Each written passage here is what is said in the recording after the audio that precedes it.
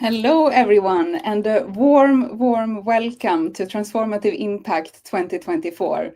It's so amazing and wonderful to finally see all of you here today with us. Oh, yes, indeed. We have an amazing group of experts in transformation and learning with us today.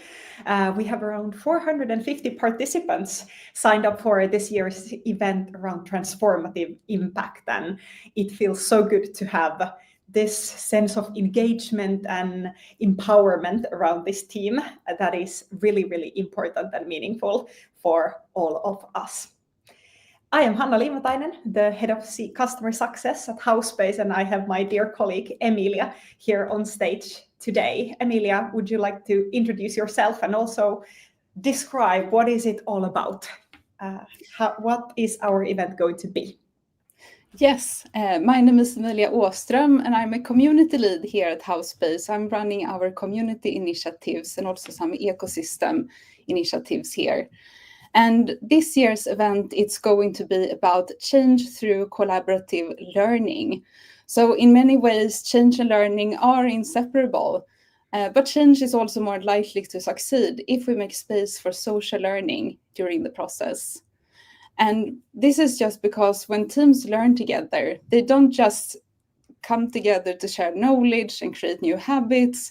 They also build trust, spark creativity, and deepen connections between them.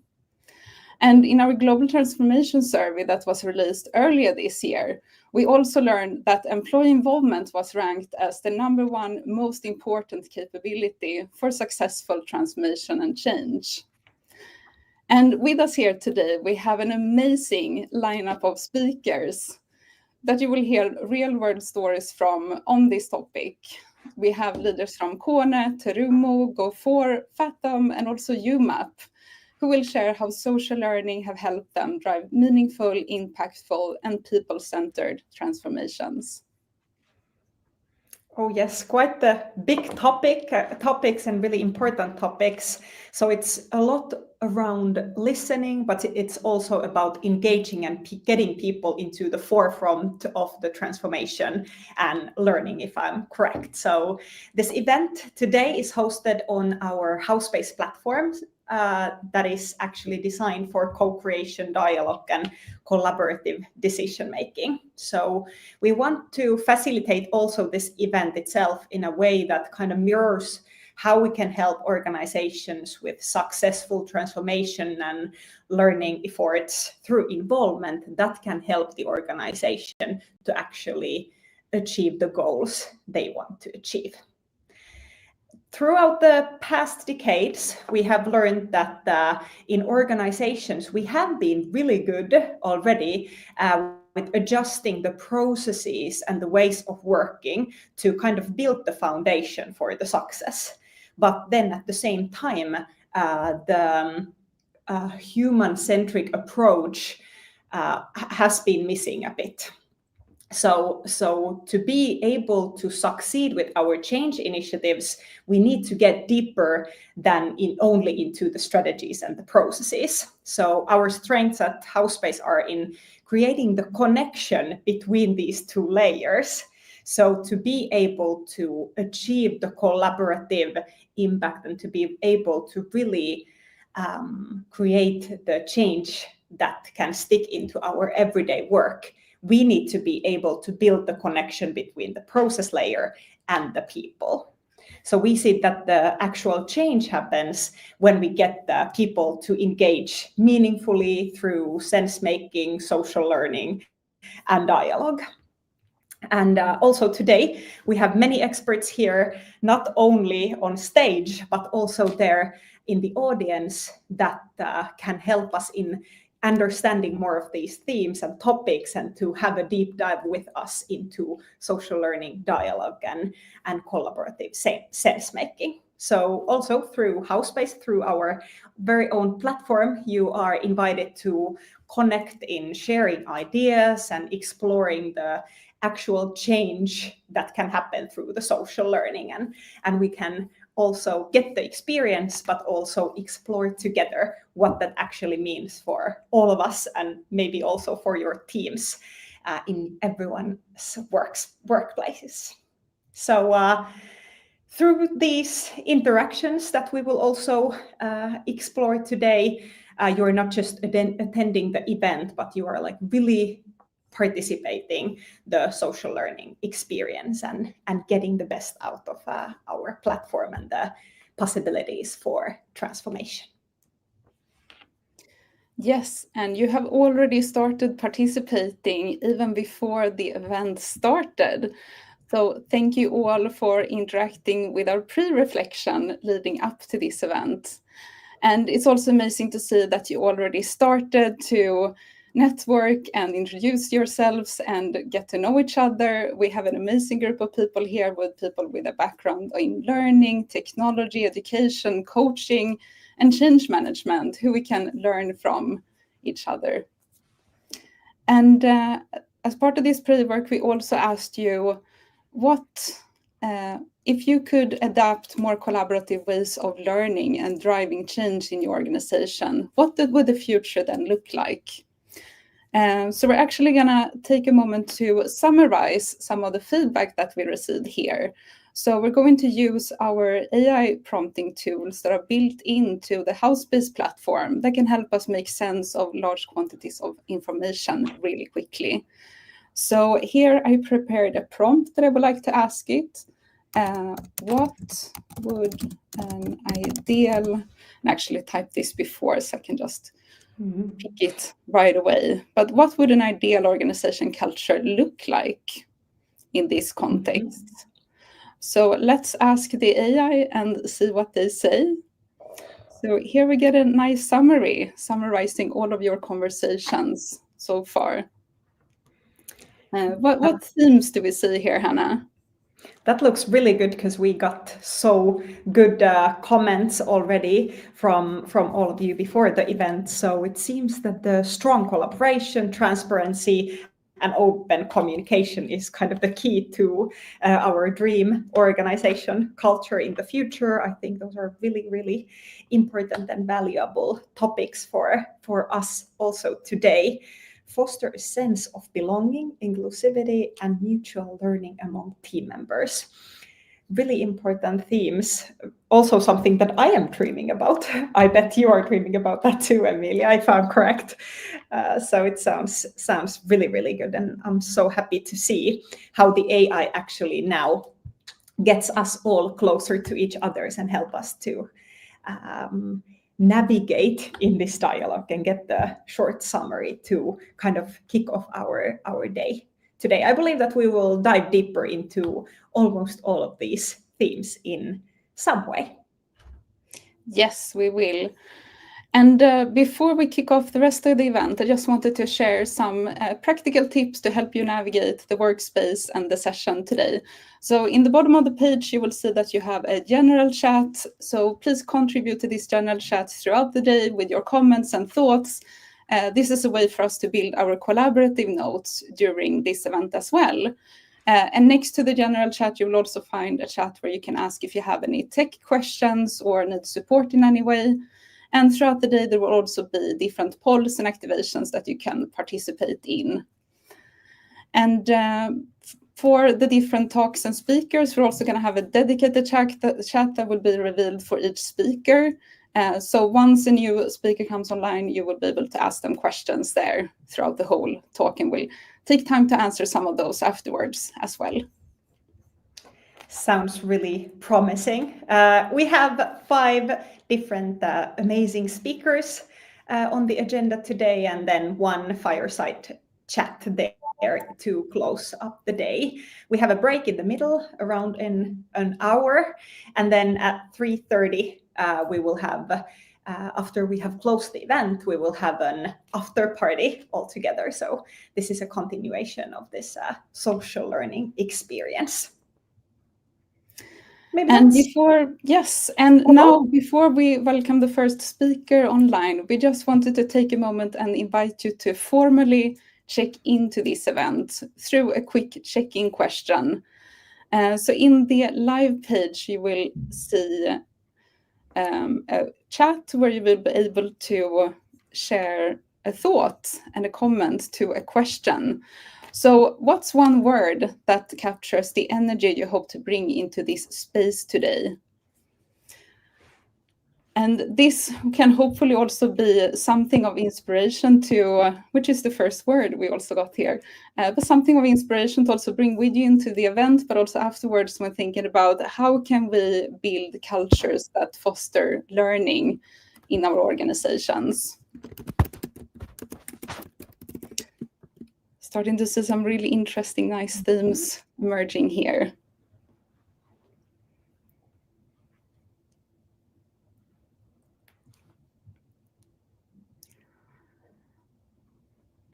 Yeah, so as you see these themes, something that really inspires me as well is curiosity. How can we invite people to be more curious? How can we make curiosity part of the social learning experiences and learning organizations that we're trying to build?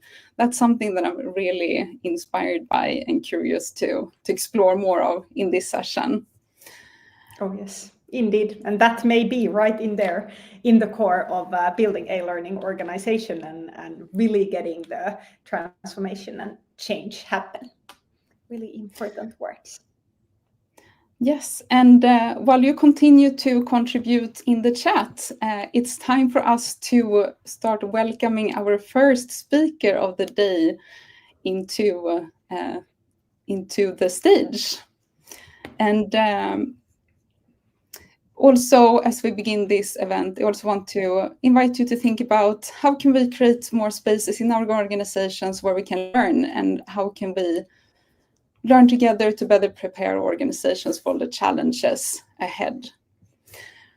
So, thank you very much, Hannah. We'll see you back here for the Fireside chat, and really looking forward to this event today.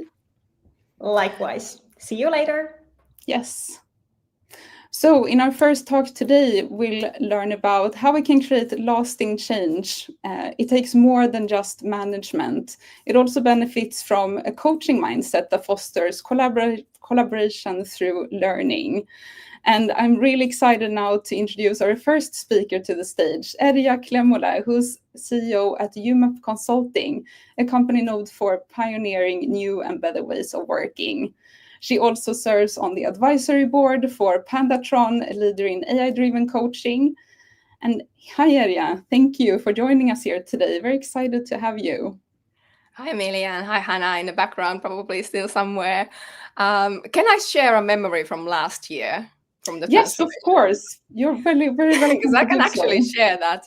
I don't remember any of the keynotes, but I do remember most of the conversations that I had on Howspace. I remember us sitting in this large room and we were all on our laptops and our mobile phones chatting to each other on Howspace. I can vaguely remember Hannah being on stage, but most of the stuff happened there socially with the person like 2 rows away from me. So today I'm also expecting most of the content actually to be on Howspace, and I'm just a background noise here.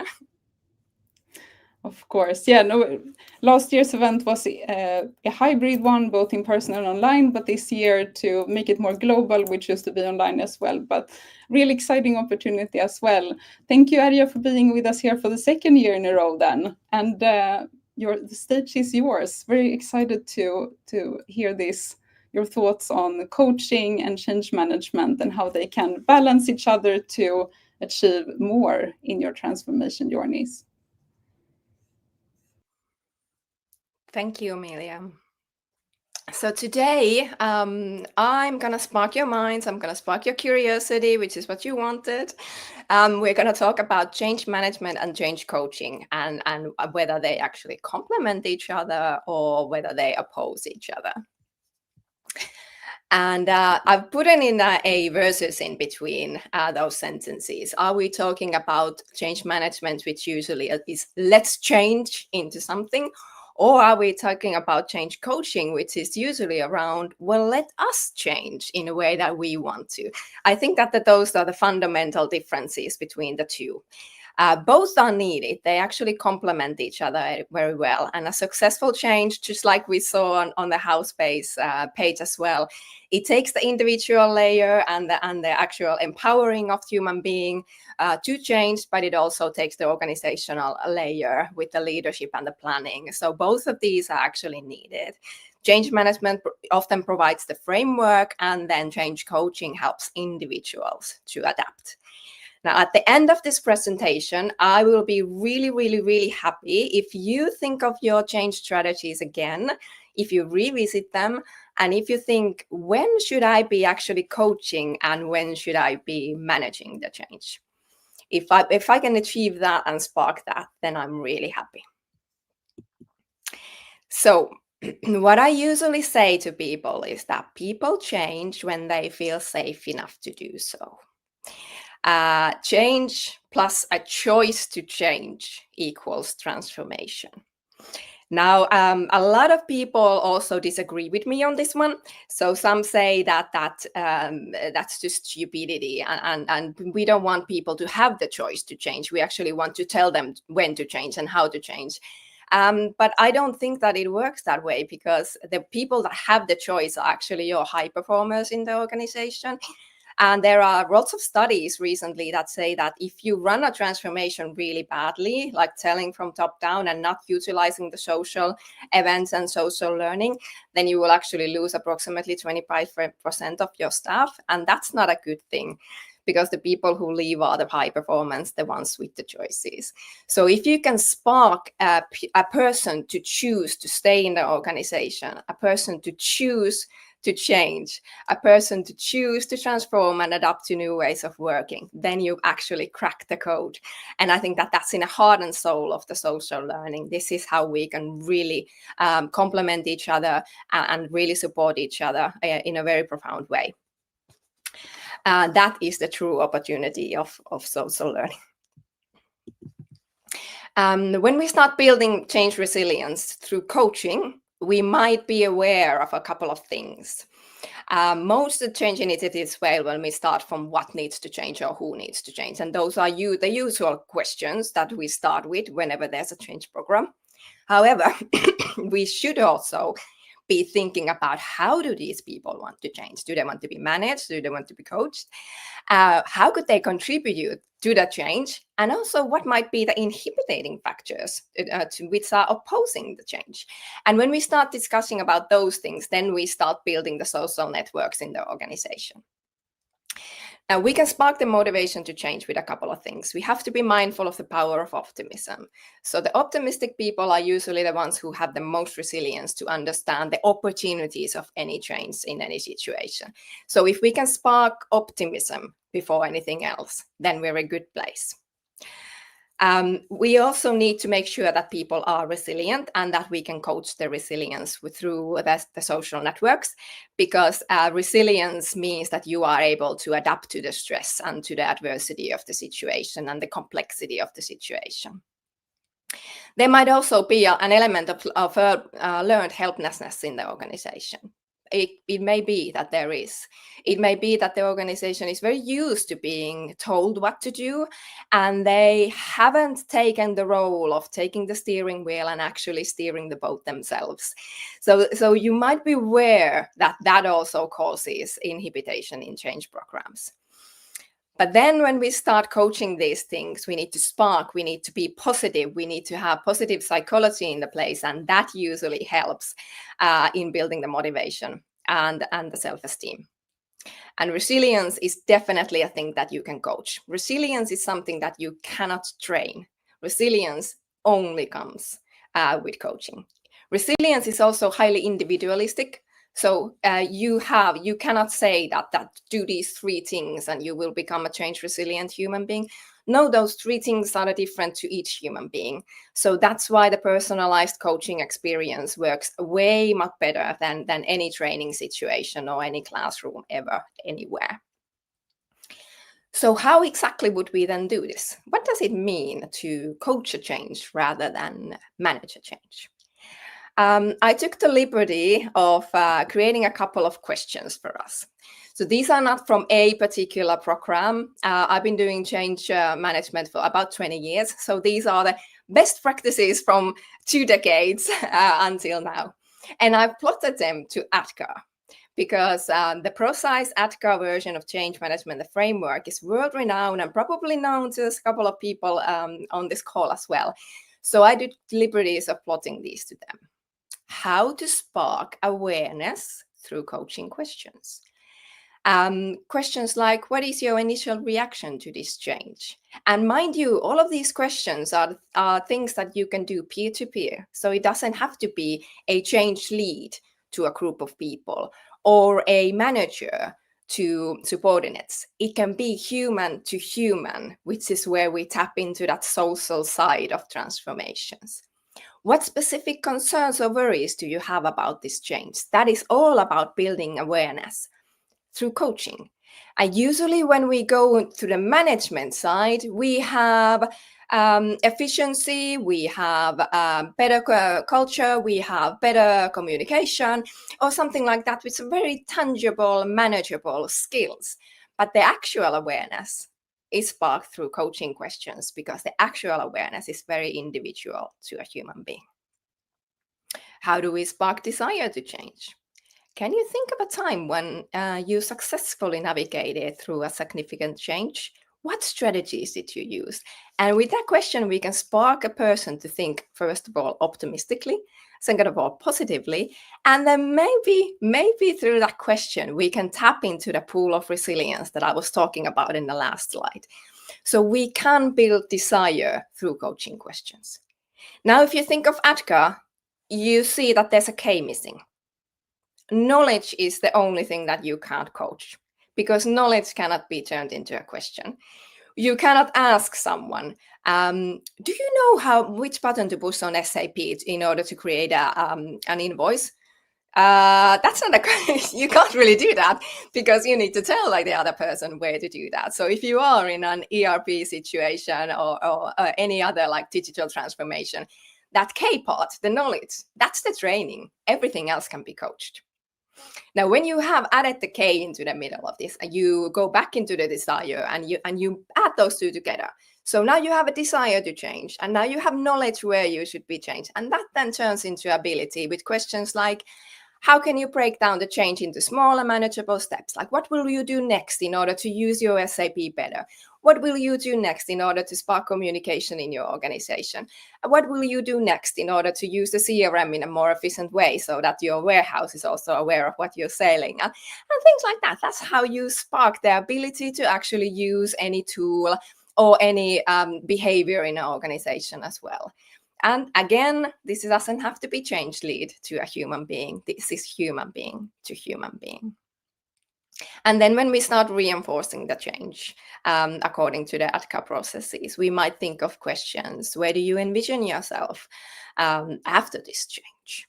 What kind of lessons learned did you have? How do you do things differently? Or what learnings do you take into the next change that our organization is going through? And again, we're getting to that learning culture through coaching questions. So hopefully I've now been able to spark your mind on the role of coaching in change management. You can actually do 4/5 of change management with coaching questions. Now, this means that when we are in change management side, it is the organizational process, and the change is implemented and planned, and the organization achieves its goals, and there's a KPIs and measurements. There's a timeline that you follow. That's all change management. That's all on the let's change side. But then on the let us change side, we have enabling individuals to change, actually sparking the mind and the desire to change and the choice to transform. We know how to navigate the change process with coaching questions. We know that there's a training part in there, because we do need to train new knowledge into people, and that's what we can't coach. Coaching can involve any kind of methods. You can even do AI coaching these days. You can do human mentoring. That's leaning towards coaching in here, because sometimes you do need to ask specific questions as well. You can do group coaching, and there's actually a template on Howspace for that, but I'll share knowledge about that shortly. A change coach builds understanding on the reasons of the change and identifies the strengths of the individual within that change. And that's what then makes it possible. It also reveals whether you have some inhibiting thoughts or scares or fears that actually have nothing to do with the actual situation, but you may be just traumatized by another change that happened 4 or 5 years ago, and you're still carrying the load because you haven't been able to let go of that yet. No amount of change management is going to allow you to let go of that fear, but change coaching will allow you to let go of that fear quite fast. Now, if we do go to roles, the key responsibilities of a change manager are to actually follow the process. You do the planning, you do the communication and the engagement, resistance management, monitoring and evaluating. All of that side you can do with Howspace perfectly and flawlessly. And then the change coach, so the one who empowers people to change, sparks the curiosity of people, gives individual supports. You can also do that on Howspace. It's about skills development and sparking you to think differently. It's about motivation and building it. It's also about reducing all the resistance that there might be on the individual level. Also, if you do use group coaching on the organizational level as well, why not? So that's how these two roles would have a different set and a different mindset on the change journey. Now, in order for us to transform, we do need 3 levels of change. There's the individual behaviors. You need to be emotionally intelligent enough to understand what your strengths are, what your weaknesses are. You need to have problem-solving skill and also skills to critically think things through. It's not just about the positivity. You also need to think, what does this mean to me? And what kind of a person am I? And what kind of skills do I need in order to succeed in this new strategy, for example, whatever the change is. Change or change. I don't mind. Change is always a change. But the mindset of continuous learning, the mindset of supporting others, the mindset of actually socially being there at workplace is something that you do need on the individual behavior side. Then on the team performance, you need the shared vision, something that sparks everyone. So there needs to be a reason for those people to choose to transform together. You need accountability, communication, collaboration, obviously. And then, conflicts happen. So you need conflict resolution skills, again, very coachable. And then you need good ways to do decisions, most entirely on the data-driven decisions, so that you can actually transparently showcase what those decisions were made of. And as you saw from the AI scripting that Emilia did on Howspace, that's a very cool way to be transparent about what people have said. Then you do need to change on an organizational culture level as well. So there needs to be that safety to change. Without that, it's not going to happen. There needs to be growth mindset, because otherwise you're just going to be resisting everything.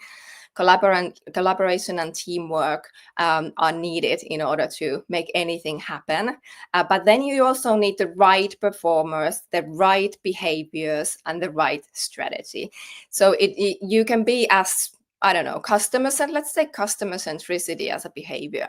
If your strategy is not to be customer centric, you just don't need those behaviors to anything. You need to have the right behaviors for the right strategy where you're heading to.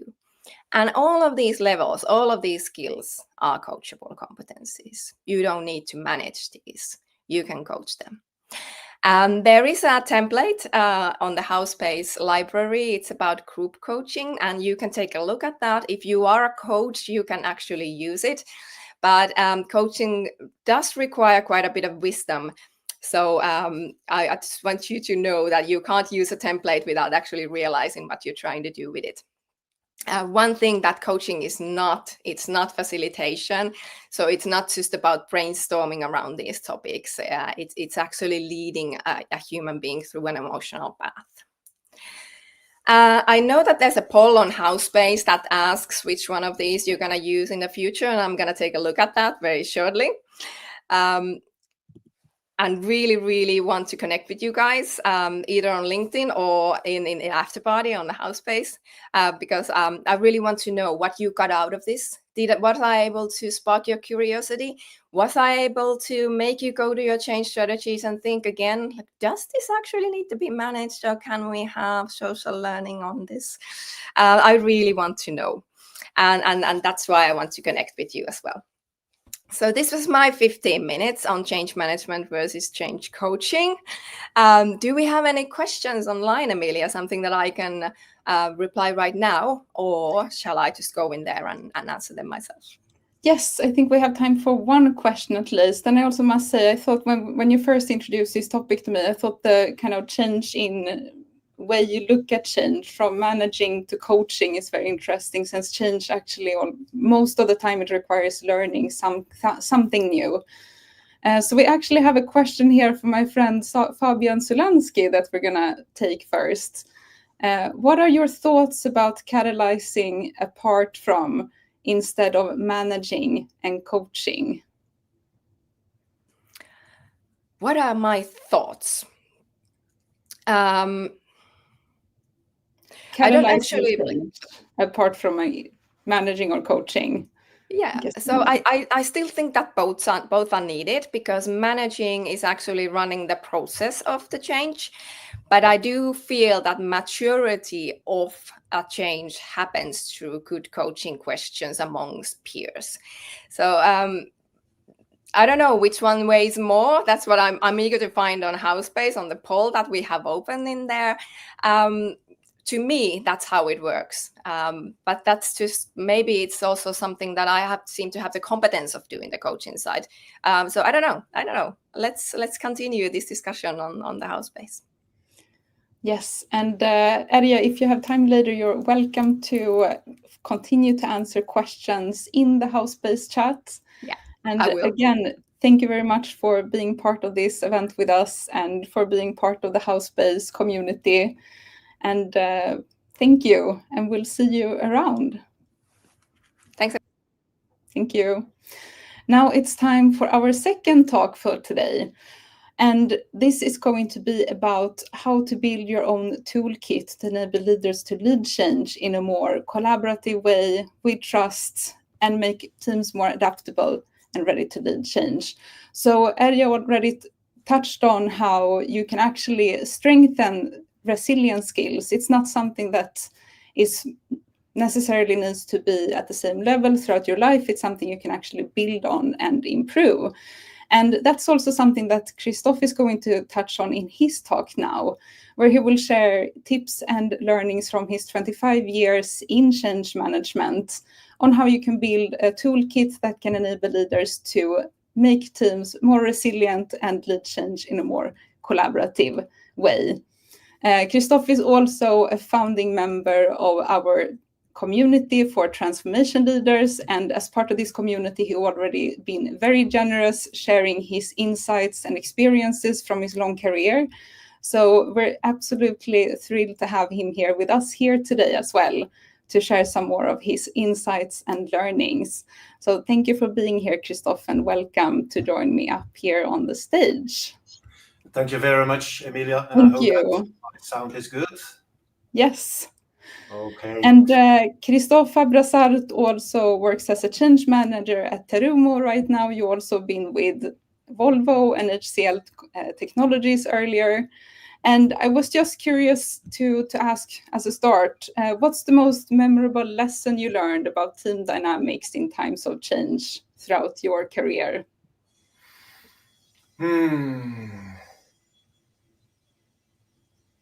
Connect with the people. That's the first thing that would come to my mind, because my entire presentation is about connecting people together in order to form something that is greater and larger than the sum of all the separate parts. That's the first thing that comes to mind for me. And that's also what I think about when I think about you. So let's get started. The stage is yours. Thank you. Okay, thank you very much. So my name is Christophe Abrassart. I'm based out of Belgium, and like Emilia said, been working already quite some time for Volvo, then a couple of years of HCL, and right now I'm in the medtech sector since close to 2 years almost at Terumo. And I'm going to talk today about building a strong, highly efficient team with a high level of trust. We've been surrounded in the past years more and more with very nice techniques, frameworks, guides on how to technically do change management, but some essential elements, at least in my belief, are getting snowed under. No pun intended with the picture taking. But I would like to take you back to a moment in time, which is about 12, 13 years ago, when this picture was taken.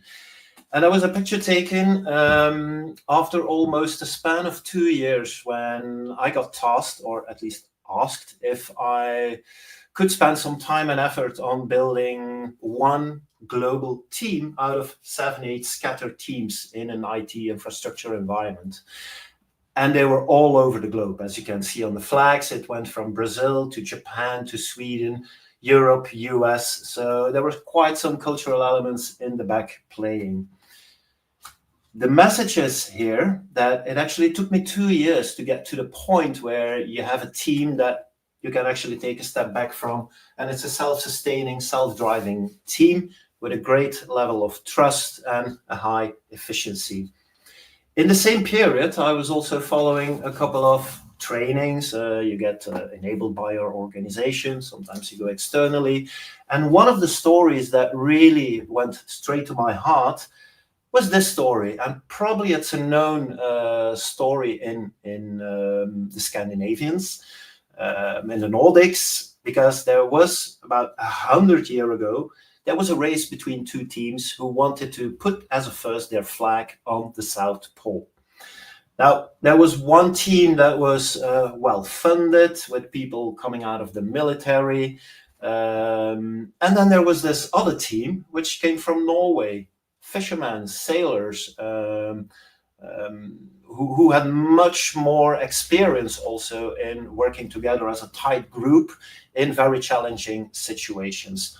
Why did it came to my heart? Because the guy leading it, Rolf Amundsen, was from the same region as my great-grandfather, who also lived in the south of Norway, and he actually also was sailing the seas. But then he came ashore here in Belgium, and that's where the story of sailing ends. But at least there are a couple of similarities in the journey that I had to take back in 2010 to 2011, and the challenging journey that these guys took. There were about 5 essential, crucial elements that I have seen at that time, but which I've also in the past 10, 12 years saw coming back almost at every project, every initiative when a constellation of people was put together. And the very first one, I'm going to kick in an open door here, is obviously trust. It is the fact that we need to invest time at the start of bringing people together to connect, to understand who we are, what we bring to the table, because that builds a base of trust. Why is this important? Because in the long run, and we all know, trust speeds up everything. Everything later on, all the tasks that needs to be done jointly, the discussions that you need to have, decisions, challenges that you need to overcome. You need to have clarity on each other's capabilities. What can we expect from one another? What can people expect from me? So that we also know what we have from each other. A couple of things that you could consider doing at the start of a project is to have a very sparking kickoff session with sufficient time, also with some fun elements to get to know each other through icebreakers. Team building activities. There's a wide variety of team activities that you could do to bring in fun, but also more connection again. And obviously, I was happy to see the AI do its work, because open communication was right at the middle of it. So it's nice to see that the AI picks up also all these elements from what you jointly have brought to the Howspace board. A second element, and I've also already heard it before, is to have a shared understanding of the task at hand. what is the mission of your project, of your group that you have brought together. In order to reach a certain destination, your future state, you need to be rowing in the same direction. Get your noses all aligned in the same direction. And that's why it's really important to talk through the mission. What are the objectives of the initiative that we're here for? And do we have the same understanding? It's very important, because if you get the mission wrong and there's no shared understanding, you might end up with rework, less productivity, and a lot of confusion and misunderstandings along the road. So having a clear and a complete, crisp business case is essential. We don't always create it as change practitioners, but we can definitely help the organization facilitate that process for them. In a group with your project team, you can definitely zoom into the objectives of the project, talk them through, see that you get a shared understanding there. And it sometimes can also be beneficial to see what kind of values we all support, what we bring to the table jointly. And out of that, see if there is a commonality in it, and if we can create some guiding principles out of it that will help us in tough situations. And if you really want to go with all the whistles and bells, I've done it already 2-3 times. It's a great thing to do, very exciting, brings a lot of sparks. Do a formal pledging ceremony so that everybody really commits to that mission. A third element, and I'm going to say it already up front, the third and the fourth element can overlap with one another. They are very close to one another. Also, how they unfold themselves in time when you bring a team together. Sometimes they can jump over one another, but they go hand in hand. And one of the things you definitely need to work on is to establish clear and guiding norms to govern your day-to-day ways of working. Every group should have this. Let it be a sports team, let it be a household. There are always some basic unwritten ground rules. And a project team should also have that. So setting up some group norms for consistency, predictability, and good efficiency in the team is also, in my belief, quite essential. So you need to have a proper governance anyway. Make sure that it's robust enough, but also lean enough. Again, project values and guiding principles can be really powerful little workshop that you could do with your core project teams in order to get to certain outspoken norms. And then as soon as you have established a set of norms or guiding principles, make sure that you do regular checks on these. You can build those in your regular meetings. The fourth one, like I said, very close to establishing a set of norms, is understanding how you collaborate together in a constructive way, so to say, because every project, although it might look like a walk in the park, you always end up with certain situations where things don't go the way you had hoped them to go. Certain discussions might get heated, certain opinions might clash and end up in disagreements. The thing is, how can you actually, in a constructive manner, move forward in these moments?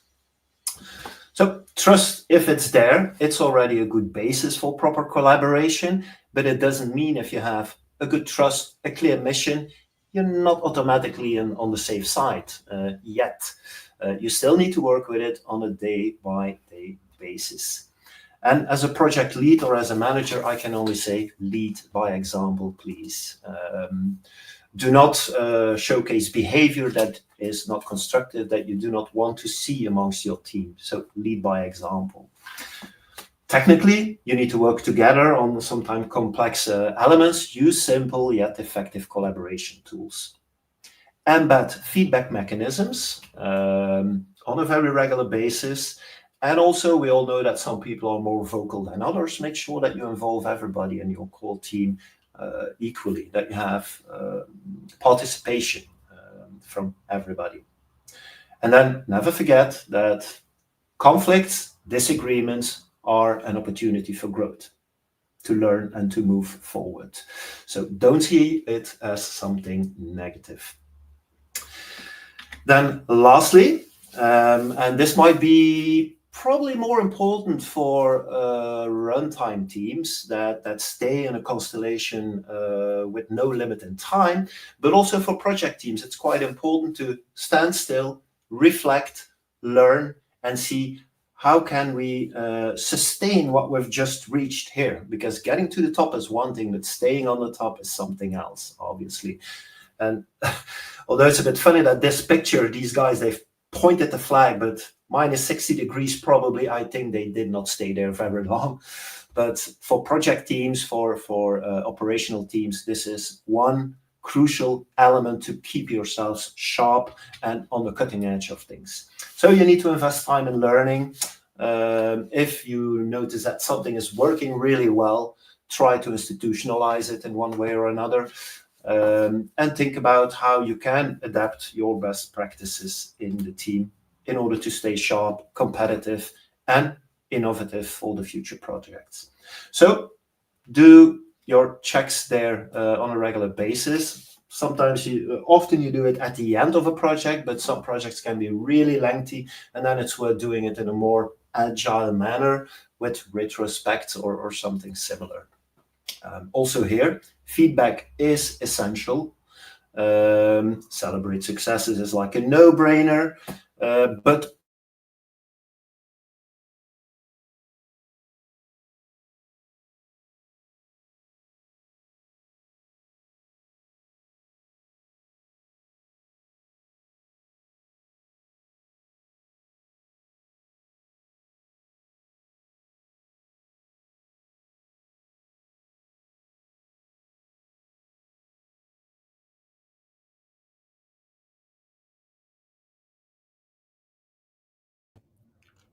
Looks like we have a small technical difficulty here. The chat was, the video was interrupted, but hopefully Christophe will come online here in just a minute. While we're waiting for that, I just want to remind you to add any questions you have for Christophe in the chat. We're going to go into a question session just now.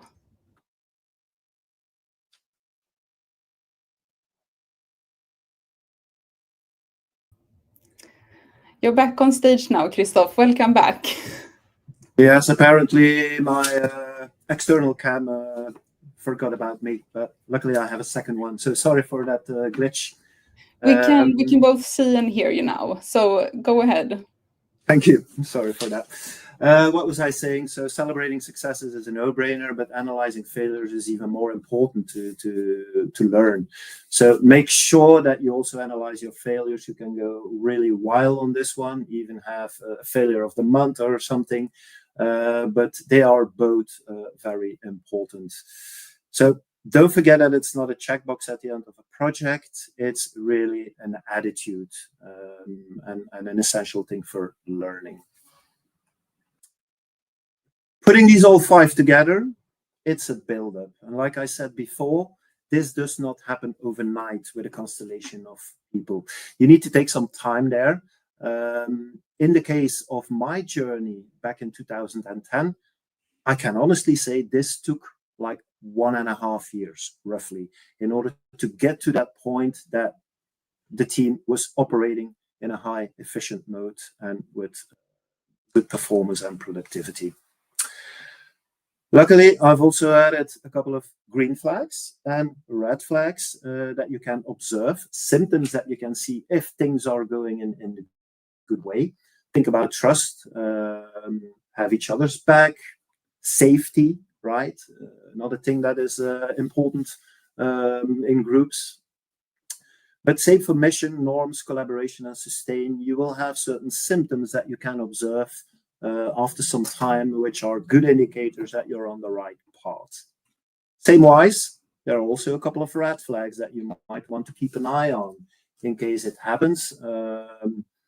This could be a bit of a guidance on where do we have a problem and how can I work on this together with the group in order to get back into the green, so to say. Is this a toolkit? This is not literally a toolkit, but this helps as a guide to build toolkits depending on what kind of nature of change you have, and what kind of needs your stakeholders will have throughout the change. That brings me to the end, and that also brings me to my question to you all. How do you empower your project teams and set them up for success? So I'm really curious to also receive 1 or 2 questions or more. But thank you all for listening right now. Thank you very much, Christophe, and good job getting back so quickly after the technical hiccup. Those are the things that can happen when we're doing these things live. Yeah. So I just wanted to also highlight how I read in a study recently that one thing that enables change to happen more easily is to provide checklists and tools that the co-workers can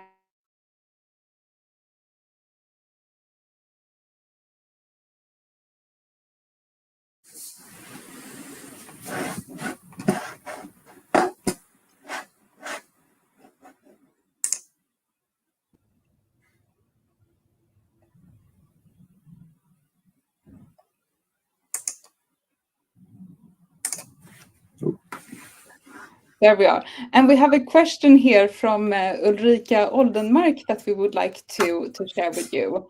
So in the presentation, you mentioned this first change initiative that you worked on where it took 2 years to build the teams. But many times the team is put together for a much shorter time.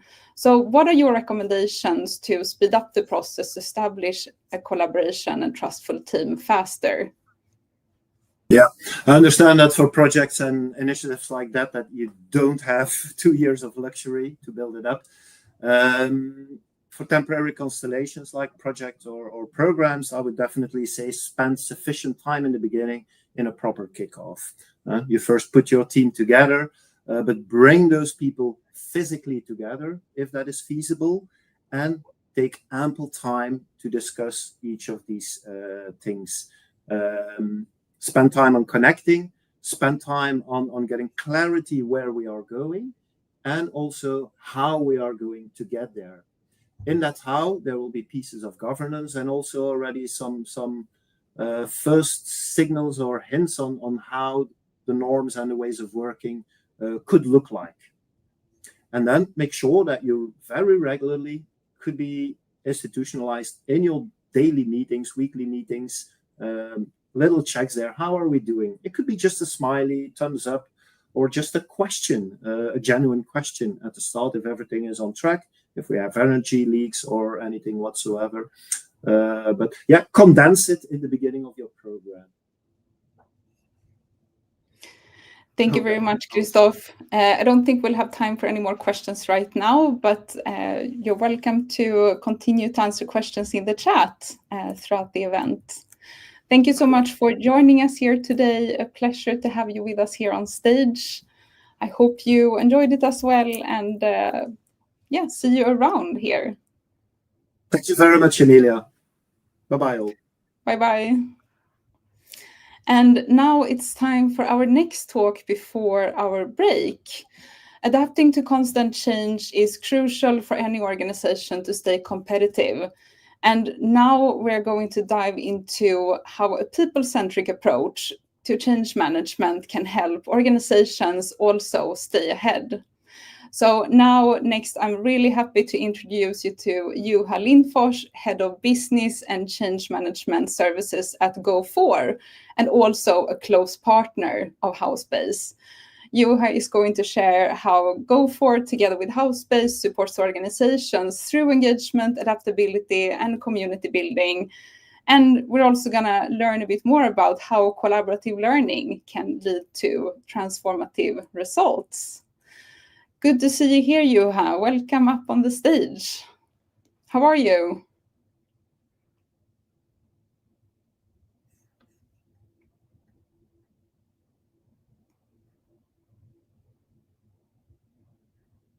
Looks like you're muted. Let's see if I can. All right. Now it should be working, I guess. Yes. There was a minor technical hiccup hope the connection will stay. Yeah, thank you, Emilia. All good. It's great to have it here today. Without further ado, take it away. Okay, thank you. As mentioned, my topic will be about building change capabilities on organizational level and how that then helps building competitive advantage on longer term. And I think there is actually, you could say, many similarities with the previous presentation, maybe not exactly the same wording, and maybe the scale is different also at some points, but I think the building ground in many places can be very similar. Before I jump into the actual topic, I've put one slide here to put you in context what we talk about when we talk about Gofore as a company. We're roughly 1,500 people today and some 200 million revenue last year. And what we do overall is we help our customers in digitalization and change. So change, you might say, it's maybe a bit because we have a lot of technical capabilities in-house, but we also have the change unit or business area that I'm leading is roughly 60 people, and we have many other people trained and working on these topics in-house too. So we have pretty big practice of change management in a digitalization company. So to roughly tell you what I'm gonna talk about when we talk about organizational change capabilities and how we see that actually equals with the competitive advantage. I'll first shortly tell you why and what. So why do organizational change capabilities actually matter, and what do we mean by them? And then short introduction on how to start building change capabilities systematically. And I would say this is the key, how to build it company-wide, organization-wide, systematically, so that it's not individual capabilities only. And of course, we have strong link with Howspace, as said. So when we help organizations in developing these capabilities, we utilize Howspace platform on all this work, and I'll tell you why is it so and what benefits we see in that. But I think always the very valid question is, why do worry about something? Is it really something that we should develop, and what does it benefit? I think we're all quite familiar with something like this kind of figures. Very, very common figures that roughly 2/3 of different kinds of transformation initiatives are said somehow failing, not meeting at least all the original objectives and whatsoever, which leaves only 1/3 really successful. And why is that? But also this tells about individual initiatives or projects. And I think even more relevant picture here is the studies that show that actually companies that prioritize change management are 2.5 times more likely to outperform their competition overall. So on company level, how well can you perform on longer term when you prioritize these capabilities? And I would say this is pretty like actually both of these facts show you that, okay, it really makes sense. Unfortunately, this is still what we roughly get. You can actually see pretty close correlation with the 70% failing is that we did actually a quite recent study, so this year in Finnish organizations, and 1/3 is saying that they really train change management skills somewhat systematically. So still, majority of organizations do not actively develop these skills. And at the same time, when we ask that, okay, what's the issue when you do different kind of projects? They say that mostly they are limited because of the change management skills that they don't have. But I think on organizational level, even more interesting finding is that very often the answer is that there is no unified approach. Different units do this thing different ways, or it's on individuals who are actually helping the project. Someone is doing it that way, someone this way. So you don't have systematic approach on how to do this. So I would actually focus on this very first. And with that, I think we should have a question maybe on the chat that has your organization created really clear unified approach for change management so that you can really succeed time after time, and you know that your people are on the same play field when you talk about leading change.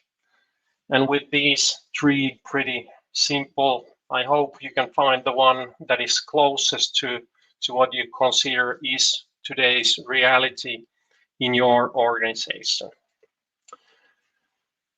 I will actually get back to these at the very end of the presentation, so you can take your time considering how is the reality today in your own organization. But okay, I'll step to what is change capability and how to start building it systematically. We've divided in, let's say, 3 different main areas.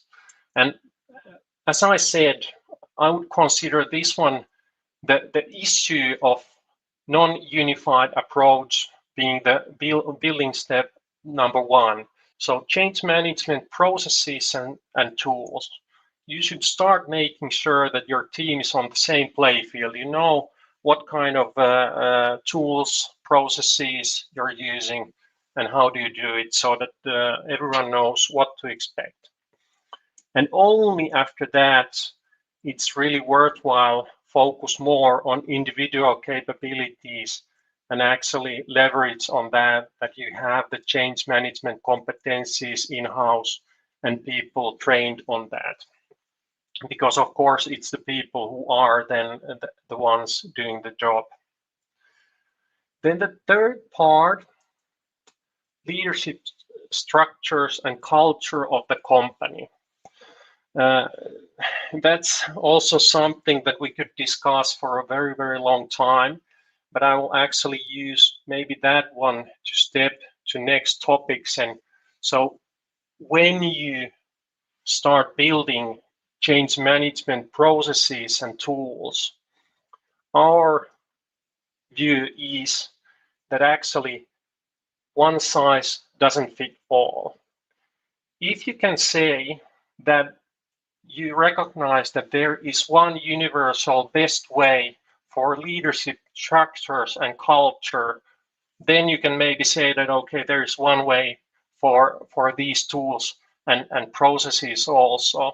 If not, then it's more wise to start defining your own play field, which tools actually match what you already have in your organization.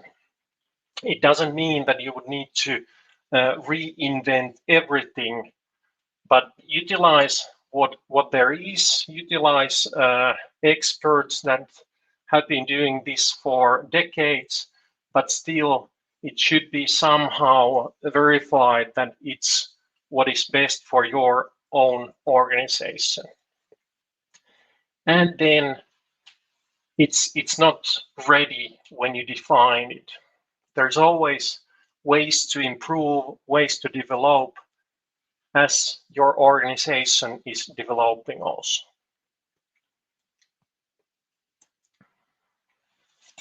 So then when we talk about how to train people on these, our approach is that as people are very different roles in these transformations and projects, we have defined, let's say, we have these 4 main groups that we consider, and when we build the training pads, learning pads, we consider what is relevant for each of these groups in this organization and what kind of content we should have and so on.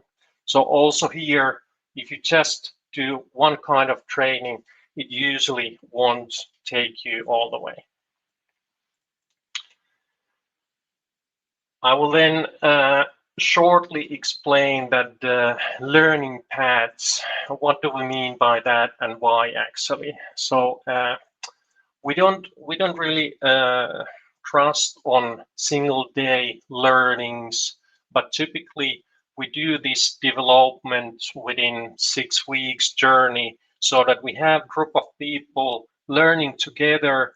There are different interactive workshops, practices, but then people go back to their daily work and they actually can get the benefits straight to the projects that they're working on, and they can also learn together. And we very often have different like sparrings throughout this journey. And this is also where we then utilize Howspace, because if we do these for huge group of people in large organizations, we want to have the paths so that it's also fostering culture of dialogue around the people, and you can have like these social learning, sharing ideas, and so that people can really support each other. And this is where you need some kind of platform to gather all this information and discussions and materials and so on. And that's also the place where you can keep it for a longer time and constantly build on that. I have just 2 views here on what kind of module structures we have in the system. So very typical on what you can have in the Howspace, and really you can combine this so that we can have the led trainings, but we can also have on your own learning. And we can have so that there is like introduction videos or similar, and people can utilize them whenever it's best for them. And also keeping people engaged and simply pretty good adaptation to people's needs based on what is asked during the journey. And really the social learning aspect is good here, and how we can encourage participation in the platform, and also creating the community of these change capable people in the organization. roughly, this is how it looks when we do it. So we have different modules, different content, like said, based on the people's roles, and then we have these underlying tools and platforms that support people throughout the learning journey. So the focus really is on what the people need, and they can be a bit different for each individual, and we can still manage doing that very, very efficiently. But overall, I'll conclude with that as I think it's clear from the numbers that we see from various studies, it is worth building these capabilities. And then how to build them. The first step is really to make sure that your team is on the same field when you talk about change management, that you don't have individuals doing different things around the organization. So harmonized processes and ways of working. After you have that, it's clear that you need to get to people level and train the people and do it systematically, but also tailor based on the roles that people have in the organization. And for longer term development, fostering a culture of dialogue is a must, I would say. And to make this really efficiently, you need a good tooling for social learning and sharing and so on. And that's where Howspace is very good.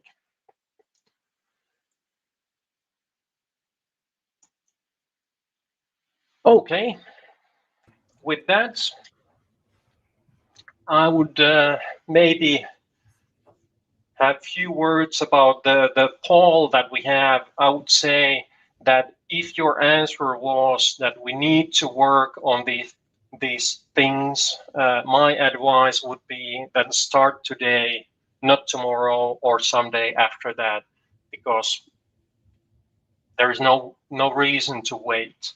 And if you think that I'm not quite sure, you probably need to work on that too. And even if you said that you absolutely have these things covered, lucky you, but still remember it's a constant process. You should not stop with that, but constantly develop as the business is developing and the needs are different tomorrow. Thank you. Thank you very much, Juha.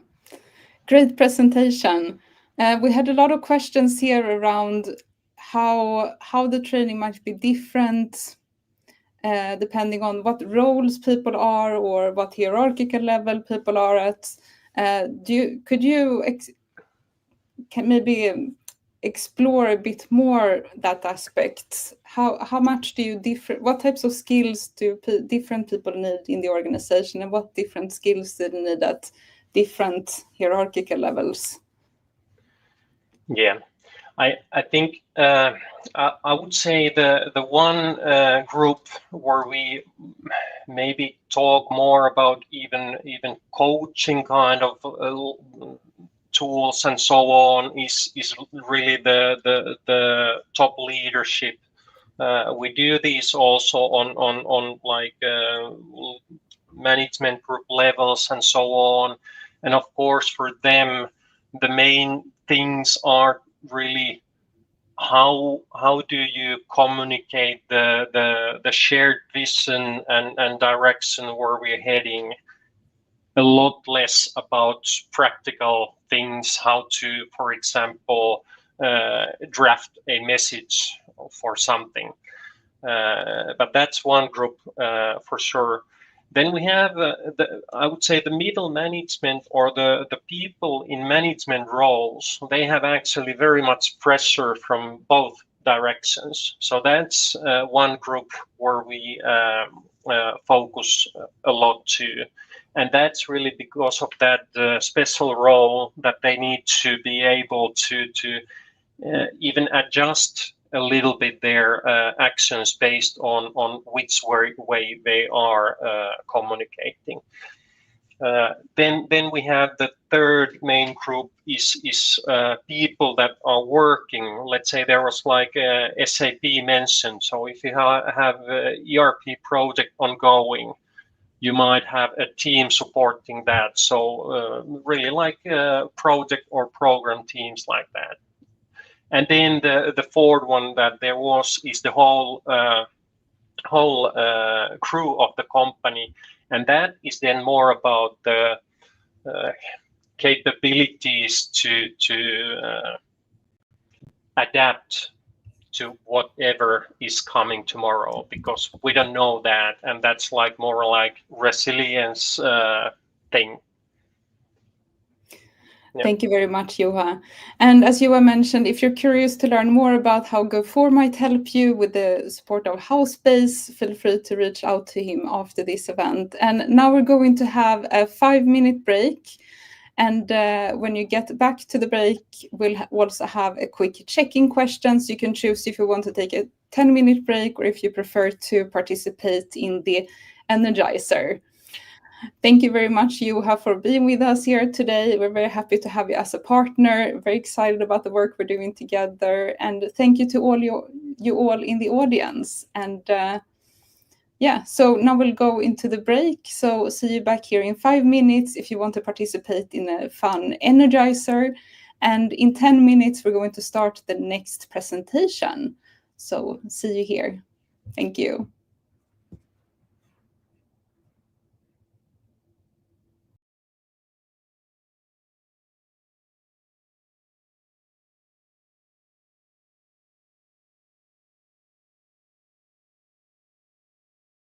And welcome back from the break. Now we are going to do a fun check-in and Energizer exercise.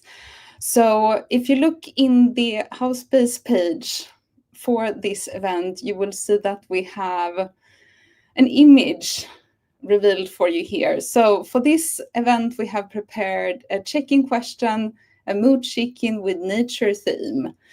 So have a look at this graph and let us know what your energy level is at right now. So in order to participate in this exercise and add your current mode, you can click in the lower right corner of the image. And also adding it here to the stage as well. So if you want to participate in this mood check-in, you can do so by clicking on add a pin in the lower right corner. So are you maybe feeling sharp and energized like a radiant sun? Then you can pin yourself in the upper right corner there. Maybe you're feeling calm but yet grounded like a towering mountain. Then you can add your pin there. Or maybe you feel energized and curious like a flowing river. Then that's where your pin goes. Or maybe you're feeling restful and light, like a gentle breeze. So we also thought about some nice stretching exercises that you can do depending on what your mood is right now. So we're also getting some comments here on how we're feeling. So besides pinning in the image here, you can also share some thoughts and comments on your mode as well in the chat. So we have Karian here sharing that taking things in as the presentation flows. Sounds nice, sounds like a flowy mode. So we can also wanted us to use this time to maybe energize a little bit. Maybe you've been sitting down for a while. Maybe you got up right just a moment ago, but still I wanted to invite you to maybe do a little nice stretching here with me. So if you answer that you feel like a radiant sun, maybe you want to stretch your arms up in the air like a sun, can let them go in a circle like that. Or maybe if you're feeling like a towering mountain, maybe you want to do a more grounded stretch, you can stretch your arms up in the air and maybe just lean a bit from side to side. And if you're feeling like a flowing river, maybe it's just more about moving a little bit in a flowing river-like motion, like releasing the tension a little bit. And if you're feeling more like a gentle breeze, maybe you just want to do a more slow type of stretch. Maybe just roll your head around a little bit. Maybe roll your neck, stretch it out a little bit, like a flower moving in the wind. So image pinning is just another exercise that you can do in Howspace as well. So this is a way that you can, in a very nice and easy way, engage your audience in many different ways. We also get some nice comments here on how people are experiencing the show. That's very nice. I can't see you, so I really appreciate this feedback, which is really nice to take part of. Ian here says that he is engaged by the multiple panels and presentations. Participation and engagement is key, absolutely, in transformation as well as in events. Melanie is anxious to get started with all the information. That's really good to hear. Really happy about that. So thank you all for participating in this little mood check-in and energizer. I hope that you feel energized now and ready to take on the next part of this event that will start now. So for the first presentation now, after the break, we're going to talk about user-centric design as an approach to change. Change can be challenging, but it doesn't have to be exclusive or uninspiring. And service design thinking can actually be used in this context as well to change journeys to become more inclusive, impactful, and engaging. And I'm very happy to welcome Eeva Martonen, Transformation Program Lead at KONE, to the stage, who's here with us here today. And at KONE, Eeva has also worked with Howspace, the Howspace platform, to create meaningful engagement and collaborative change. And she's also a founding member of our Transformation Leaders community. And as both of us come from a background in user-centered design, we found that we had this interesting comment quite quickly as well. So thank you very much, Eeva, for being here. Welcome to the stage. It's a great honor to be here, and good afternoon, Emilia. Thank you. Very happy to have you here. And as preparing for this presentation, I also learned about you that you practice Brazilian Jiu-Jitsu.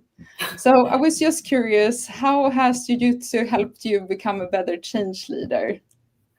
Well, obviously, it's a great way to clear my mind at some times. If you don't think about your problems, you kind of come up with the solutions easier. And there is an interesting aspect in the philosophy of the sport. You try to use your opponent's power to your own benefit. And I think it's a quite good match sometimes at work with some problems I face, to kind of align with people and use their speed to reach our common goals. That's a great metaphor. And looking forward to the presentation. Thank you for being here with us today, and the stage is yours. Thank you so much, Emilia. So I talk about human-centered design in change area. And ironically, my first slide is about money. And it's related to why I think this is very important. More often than not, I have witnessed long change adoption timelines and low adoption rates. The challenges behind include conflicting priorities, misalignment, and my favorite, the change does not make sense to the target audience, and sometimes not even to the local change manager. Does any of this ring bell to you? Yet, if we don't reach the targets, the investment has no return, and then it becomes simply a cost. But why are we failing? Based on my own experience and listening to other people working with change, it all boils down to 3 points. Firstly, having all the stakeholders on board, especially the local leaders, who might have a bit different perspectives than people in headquarters. It is quite unlikely a leader will sponsor a change if he does not really believe in it. The second point is addressing the right problem the right way. By this I mean that we ensure we understand what brings most value in the real life context and deliver the means to change so that the threshold for users is as low as possible. Third one is resonating value propositions. Value proposition comes from the design world, and we would not today try to sell customers anything without solid benefits that address their needs. Why would we try differently with our employees? So I'm a mechanical engineer and learned on-job service designer. And I see in my work many parallels to creating solutions to customers. The ways of working and creating value have evolved from waterfall towards iterative customer and user-centric methodologies. And in this solution creation context, I have been very inspired by a book called How to Kill a Unicorn, which is about increasing the probability of successful innovation. One of the learnings is to consider the business operations, the existing capabilities in the company. In change context, people. Studies in the change management area show that the probability of successful change programs increase when people leadership is considered. And with other words, being human-centric. So how to do that in practice in a big global organization? And with people wanting to be more and more involved in decisions impacting them. If you want to change the direction of your team, would you send an email, create a SharePoint site with your recorded message, or perhaps meet with the team and figure it out together? Indeed. It's much more impactful to bring people together. So how to involve people systematically and in scale? There are established framework for what to do in a change program, for an example, ProSci and ADCA models, which are both well defining the phases of a change journey.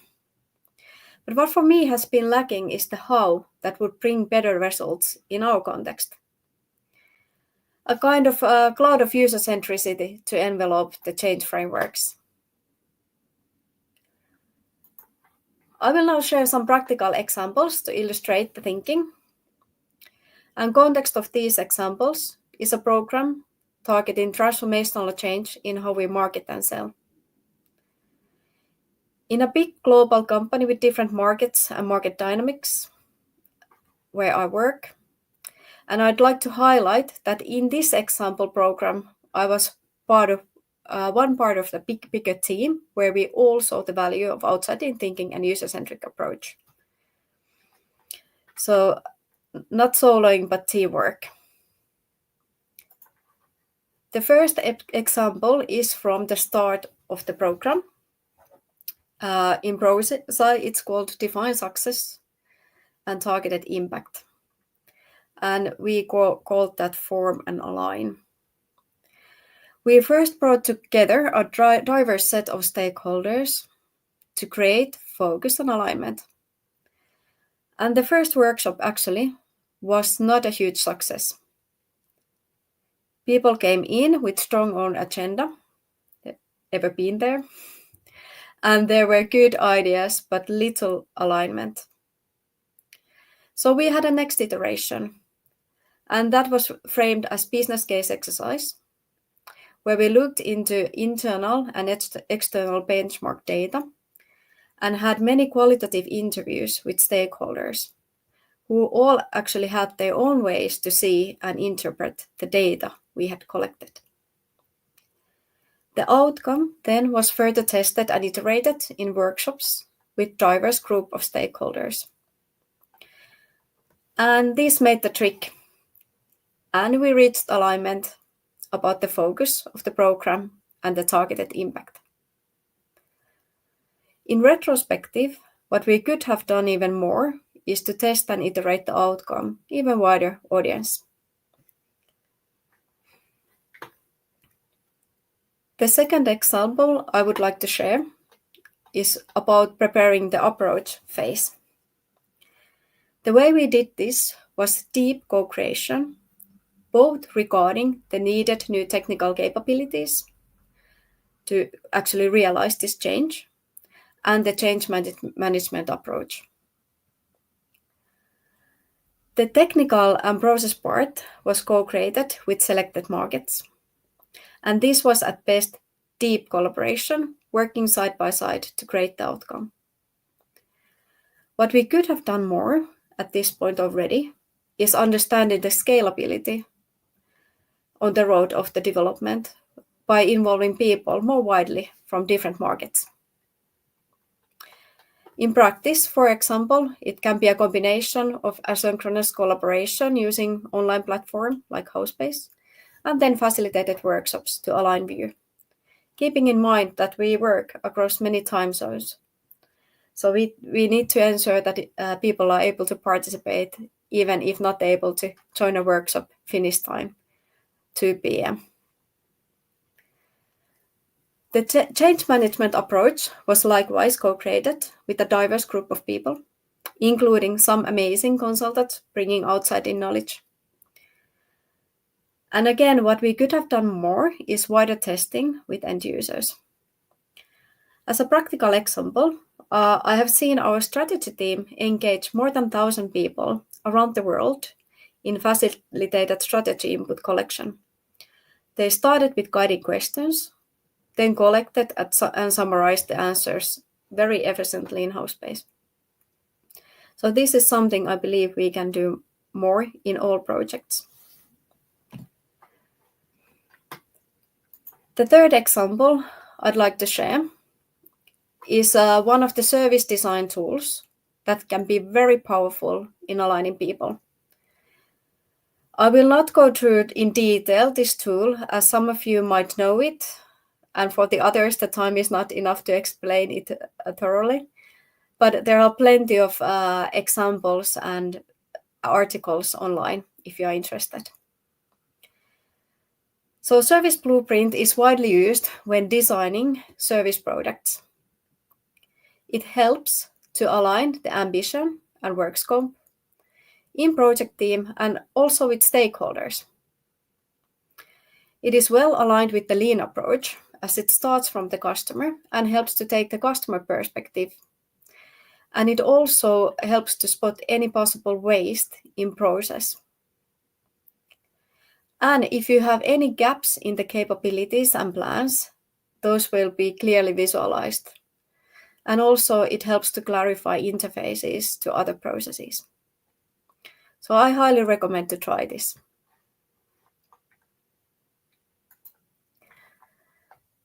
Coming back to increasing the success rate of change programs and my understanding of what impact user-centric approach can have. So I do not have any hard data to back my insights.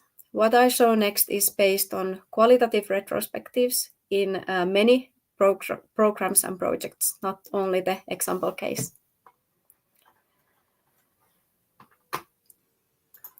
So this is a widely referred change curve, visualizing commitment to change over a certain time frame.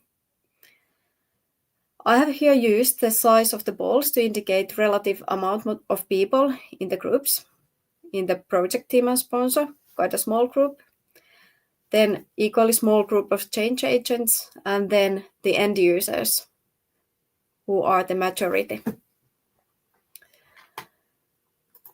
I have now tried to illustrate here how I see the impact of user centricity and especially change co-creation. We still have the project group and sponsors. The change agents become change co-creators. The group is larger and they are on board the change almost alongside the project team, almost a part of the project team in practice. Then what happens between the change agents and end users is this user-to-user communication.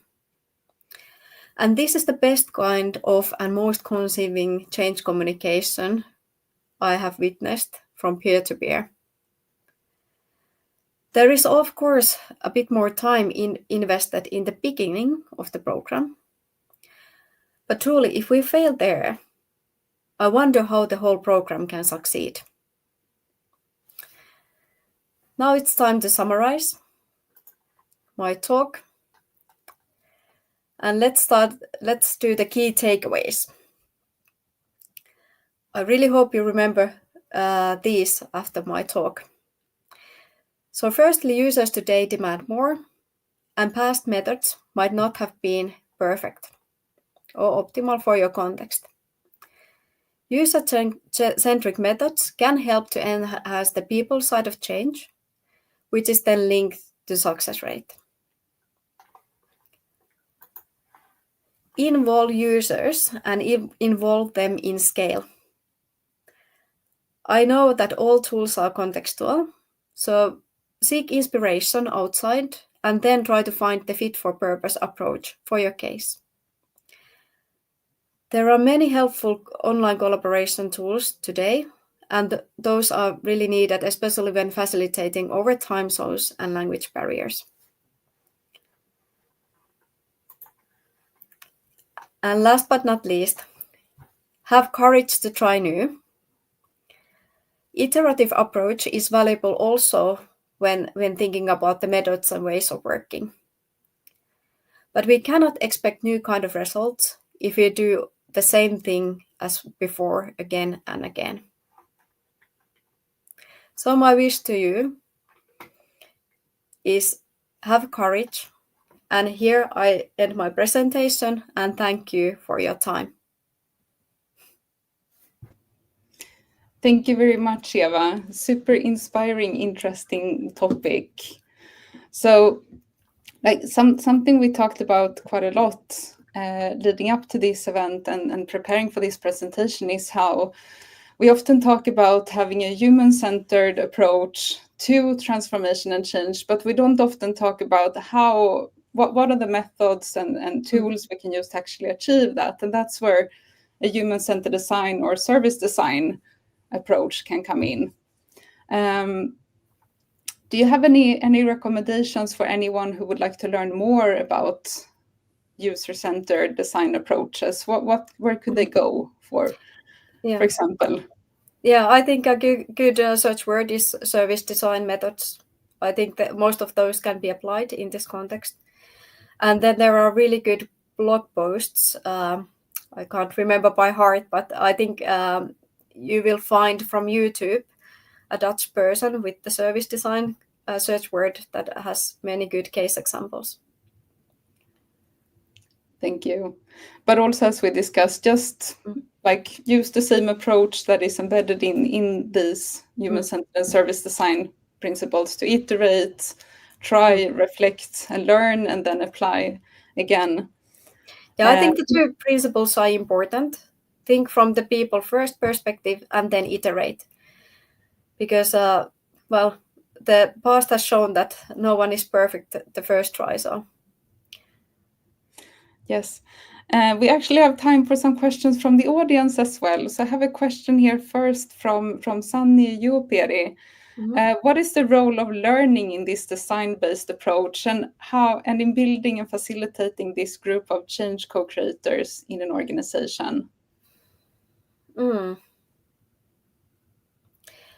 Well, of course, our life today is continuous learning, and I think the whole approach is based on top of continuous improvement. And of course, in addition, Well, this approach might be new to some people first time. So it's of course important to take that into account and provide the means to get on board quickly. Thank you. And we have another question here as well from Fabian. Second question. How is an organizational challenge, or how could an organizational challenge be tackled with a human-centered service design approach? Or do you also integrate other disciplines and approaches? And maybe this goes back as well to another question we talked about a bit preparing for this event, that in what situations wouldn't you maybe leverage this approach and you would instead use other tools? Of course, approach always need to start from the need and what we are doing. So this is not the only kind of domain where to look into. Sometimes I use ideas from lean startup and wherever I feel would fit for purpose approach for the situation. And there are of course some situations where I would not go this way. For example, some very top-down cultures, or if it's a very self-evident case. Exactly. And do you see any future trends at the intersection of service design and change? Myself, I noticed that a couple of colleagues who come from a human-centered design background are now moving more towards the space of change and transformation, using these skills to facilitate this. Have you seen anything similar or something else in this space? Well, I don't think the ideas are original at all. And I did a little bit Googling when I prepared for this presentation, and I see that there are consultancies writing about this already 2017. And yes, I see more and more people coming from service design and into change also in our company. That's great. Thank you very much, Eeva, for being with us here today and for sharing your experience and ideas, and looking forward to continue exchanging ideas and collaborate within our community as well. Thank you very much for this opportunity, and you have a great platform here, so happy rest of the event. Amazing. Thank you very much for being here. Bye. Thank you. Bye-bye. See you later. So now it's time for our last talk for the day before our fireside chat.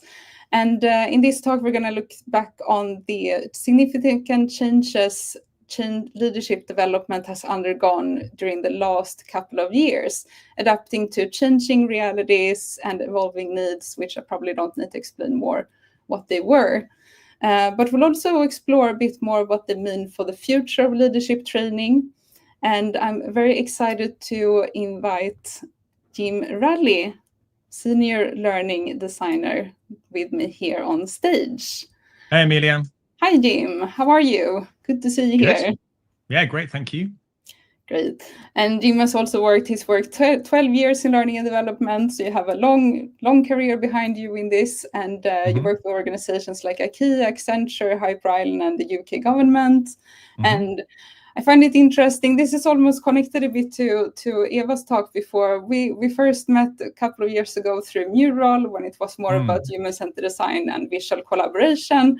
So I was very happy to find you here in the Howspace world now this year. And your passion for change and learning is contagious. So I can't wait to hear this talk now. I'll try and bring some passion for sure. Yes. Thank you. And I was also just thinking about when we started talking about this a few weeks ago, one reflection that came to mind was how learners today often ask for more social learning experiences. What new doors does this new shift or preference open that you're the most excited about exploring? Do you want me to answer that question now? You will answer it in the talk as well. I'll kind of get into it. Yeah. I mean, what's most exciting now? I think where I'll kind of end my talk is we're in an interesting space where people spend so much time in online platforms and on online meetings already that the kind of needs and desires of learners have changed. And that's something that the industry is really grappling with. And I don't think many people have really solved, but that's one of the things that Howspace is great for. Thank you. The stage is yours. Nice, thank you. Oh, the stage is yours. Oh, there we go. Okay, nice to see you all here. So I'm going to talk about a decade in my kind of career and the changes I've seen in learning and leadership development. So as you can see there on my title, Senior Learning Designer and Co-founder at Fathom. I'll share what Fathom is a little bit later and how that relates to all this.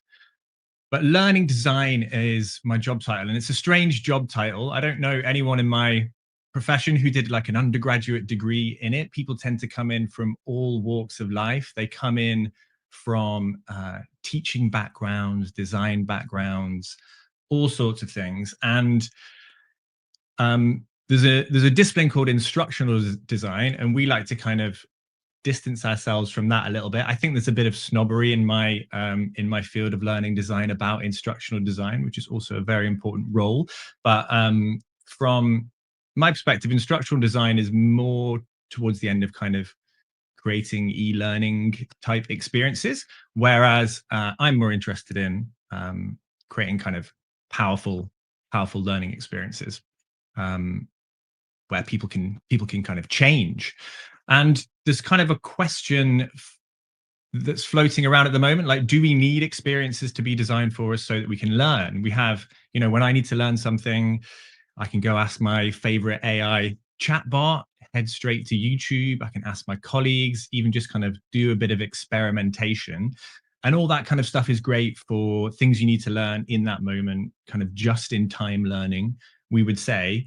But I believe that kind of more structured learning experiences are really still necessary and still relevant. And even basic instruction, basic training is necessary. So the example that I love is, we've all heard this, ladies and gentlemen, on behalf of the crew, please take a few minutes to listen to this safety briefing.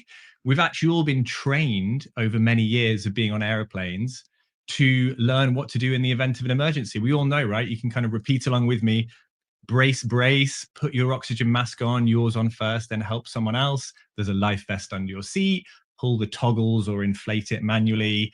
The exits are at the front and the back and over the wings. So we've been taught this, and it's going to be useful if there is an emergency, because that's kind of embedded in our brains. So I think some things you need to be taught, some things you can learn yourself, and then sometimes you need something in between, and that's kind of where structured learning and leadership development experiences come in. Oh, got a bit of a formatting thing there after I uploaded it.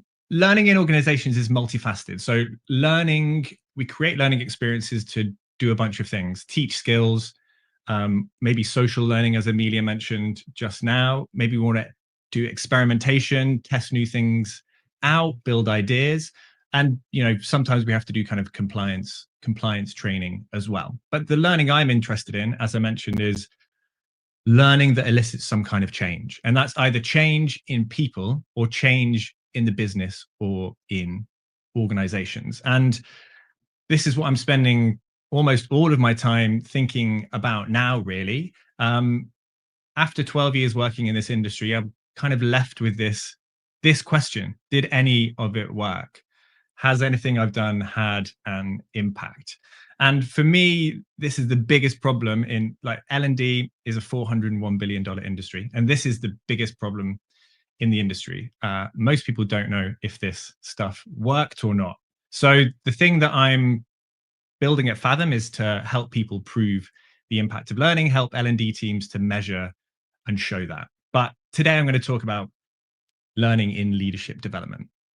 So leadership development is, in my mind, distinct from kind of more standard learning and training, where in that framing, L&D and training is kind of very much seen as a necessary function, but also kind of an inevitable cost for an organization.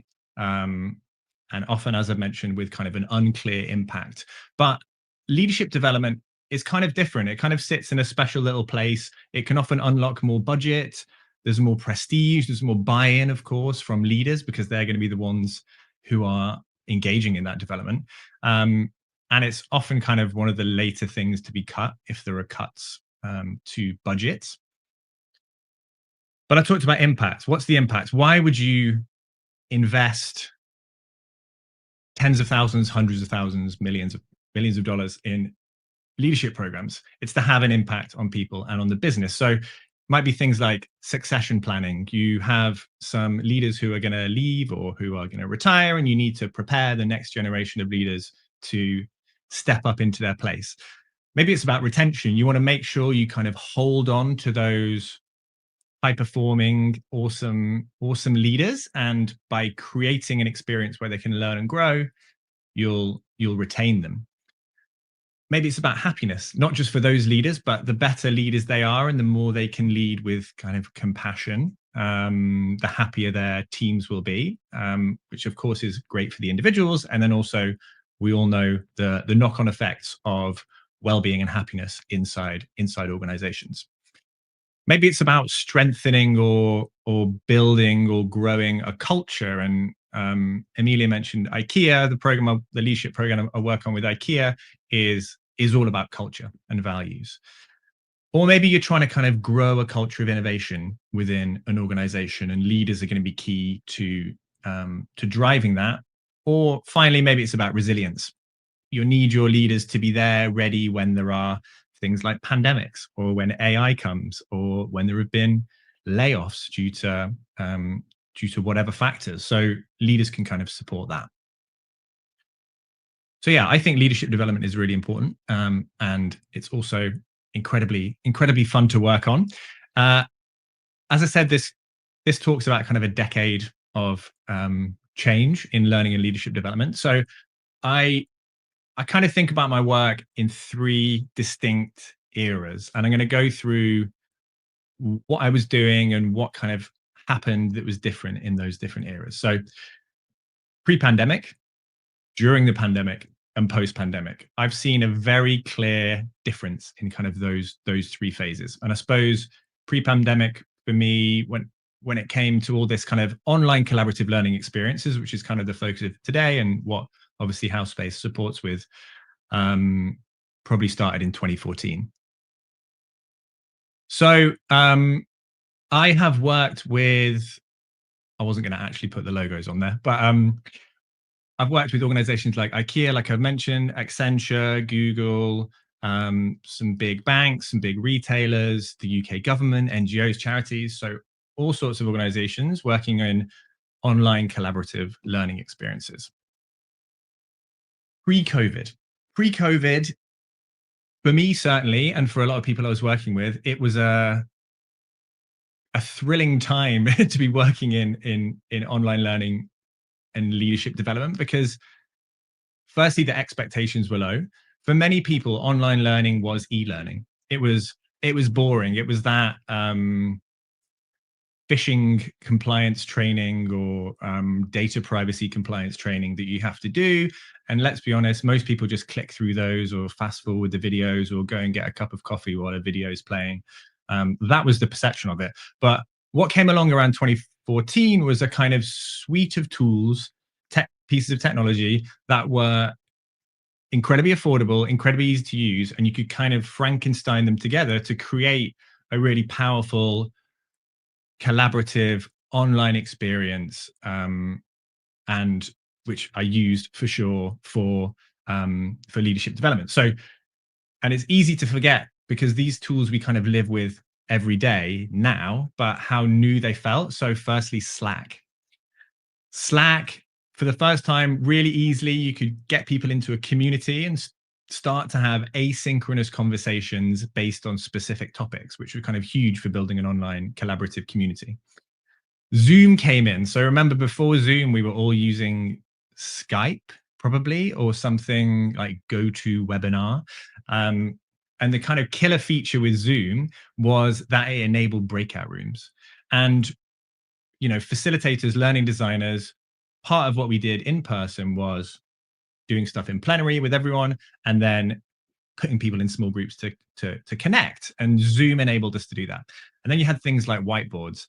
digital whiteboards. So real-time board was the first one that we experimented with, and then Mural came along, and then polling tools like Mentimeter. And all this enabled us to kind of space the learning out. And so people in between those online touch points, they could apply things at work. We could kind of build global connections of leaders much more easily at lower costs. And then maybe there was some travel for people to connect around sessions as well. But it was kind of generally incredibly exciting and felt like there was a lot of energy and innovation going on, certainly in my world. And then during COVID, we reached what I think was kind of the peak madness in my online collaboration career, where we were really trying to figure out a way to make leadership development online kind of engaging and fun and interesting, and keep people connected when everyone was stuck at home. So this the pinnacle of that was me on a big green screen studio in a warehouse somewhere in London, DJing in this 3D virtual environment with all these people's Zoom windows projected into it. And I had them up dancing. They were like dancing with their kids, dancing with their dogs. And I was also facilitating some of the sessions as well. But when I look back on this photo, it just feels like a lifetime ago that was possible, that clients asked me to do things like that, and that was kind of really well received by the learners. I'm sure people are doing similar things now, but no one's asking me to do that anymore, which leads us to kind of this post-COVID reality, where certainly what I felt is this kind of excitement for online collaboration, especially in leadership development, has kind of disappeared, because everyone, including leaders, they're on calls all the time. They kind of live in Microsoft Teams. One of the most important things for creating a space for learning, I feel, is a separation between work, learning, and home. And that's one of the reasons why Howspace is so compelling, I think, because it's an alternative space where they can learn that isn't Microsoft Teams. But with a lot of people still working from home, they learn at home, they work at home, and they have their private life at home. And it's harder for them to kind of mentally shift. And then, of course, we had mass layoffs in a lot of companies, inflation. And now it feels like we're in a real transition moment in learning and leadership development, where there's a lot of kind of fatigue with online collaboration. And of course, this kind of emerging specter of AI and people not knowing what's going to happen with that. It feels like we're in a new reality and we have to adapt to it, but we're not sure how to adapt, because the way people learn and the way people work has fundamentally changed. So Emilius mentioned that I'd talk a little bit about the future. So I've got some things I don't want to see in the future and some things I'd love to see in the future. So one of the main things that's coming in, new learning technologies and some legacy learning technologies, is AI generated content. So more mediocre content coming into learning and leadership development. I would love not to see that. And then more of the same, more talks, webinars, and e-learning, things that barely worked in the past that I think it certainly won't work now. What I would love to see more of, and of course this is kind of feedback for myself as well, I need to do this as well, is focusing on learning science, building leadership programs and experiences in a way that we know works. Measuring impact, of course, that's kind of my focus at the moment. Really doing the work to understand the priorities of people and the priorities of the business and what they need and how you can design experiences that meet that. Using tools as tools. So Howspace is an amazing tool, but it's just a tool. It's not going to solve all your problems. You need to work with that tool to create the experience you want to create. And then we need to treat people like adults. We're not kind of teaching kids, even kids, we need to not treat like kids, I think, some of the time, but create space for discussion, collaboration, create that space away from Microsoft Teams or Zoom, Excel, PowerPoint, and then have some real honesty and humility as learning professionals about what's working and what isn't working, and then changing things when they don't work. So my future, oh sorry, my headphones have just gone off. My future, like I mentioned, it's all about this proving impact, trying to figure out how learning L&D leadership development professionals can finally prove the impact of what they're doing. $401 billion is spent on learning and training annually, which is 130 billion hours a year people spend doing learning in companies. And I want to help people prove the impact of that. And if it's not having an impact, I want to help them fix it, because $401 billion and 130 billion hours is an awful lot of time and money. And I want to make sure that all that time and money and human potential isn't wasted. And that's the end of my talk. Thank you very much, Jim. You're welcome. Very insightful. Nice reminder of that memory of the crazy training sessions during the pandemic. It does feel very long ago now. Yeah, it certainly does. And during a moment, you also, I thought it was very interesting how you reflected on like all these new tools we had, and during our conversations earlier, one reflection we shared was how now with Howspace you don't need as many tools, at least it gets a little bit more streamlined. What else are you excited about Howspace now that you used it in some of your training initiatives so far? Yeah, I think the interesting thing about Howspace is that it can work, and this is how we experimented with it, for a kind of blended program. So for both online elements and then in-person elements. So, and it did just what you said. It allowed us to kind of use fewer tools. So instead of Mentimeter for polling, we were using Howspace for gathering thoughts in the room. And then we really liked the flexibility to be able to create smaller group conversations. So back to that Zoom breakout rooms thing, we could kind of spin up some groups, and then they could very quickly create a space for themselves, continue the conversation, upload whatever content or comments they wanted. So yeah, I love the flexibility of it. And I always like experimenting with new tech as well. So I was kind of in there trying to break it, trying to figure things out. And that's kind of related to, let's take one more last question. That's also kind of related to a question from Christophe Abrassart here. Do you see new evolutions or tools that help answering that question you asked in the beginning? Did it work? Well, that's what we're building at Fathom. So yeah. Yeah, thanks, Christophe. Actually. Yeah, getfathom.io if you want to find out. I mean, we're still relatively early. We've only been in kind of public beta since September, but I'm hearing it more and more. You know, at conferences, the latest LinkedIn Learning report, you know, measuring impact and finding the right metrics and doing analysis were top of the report.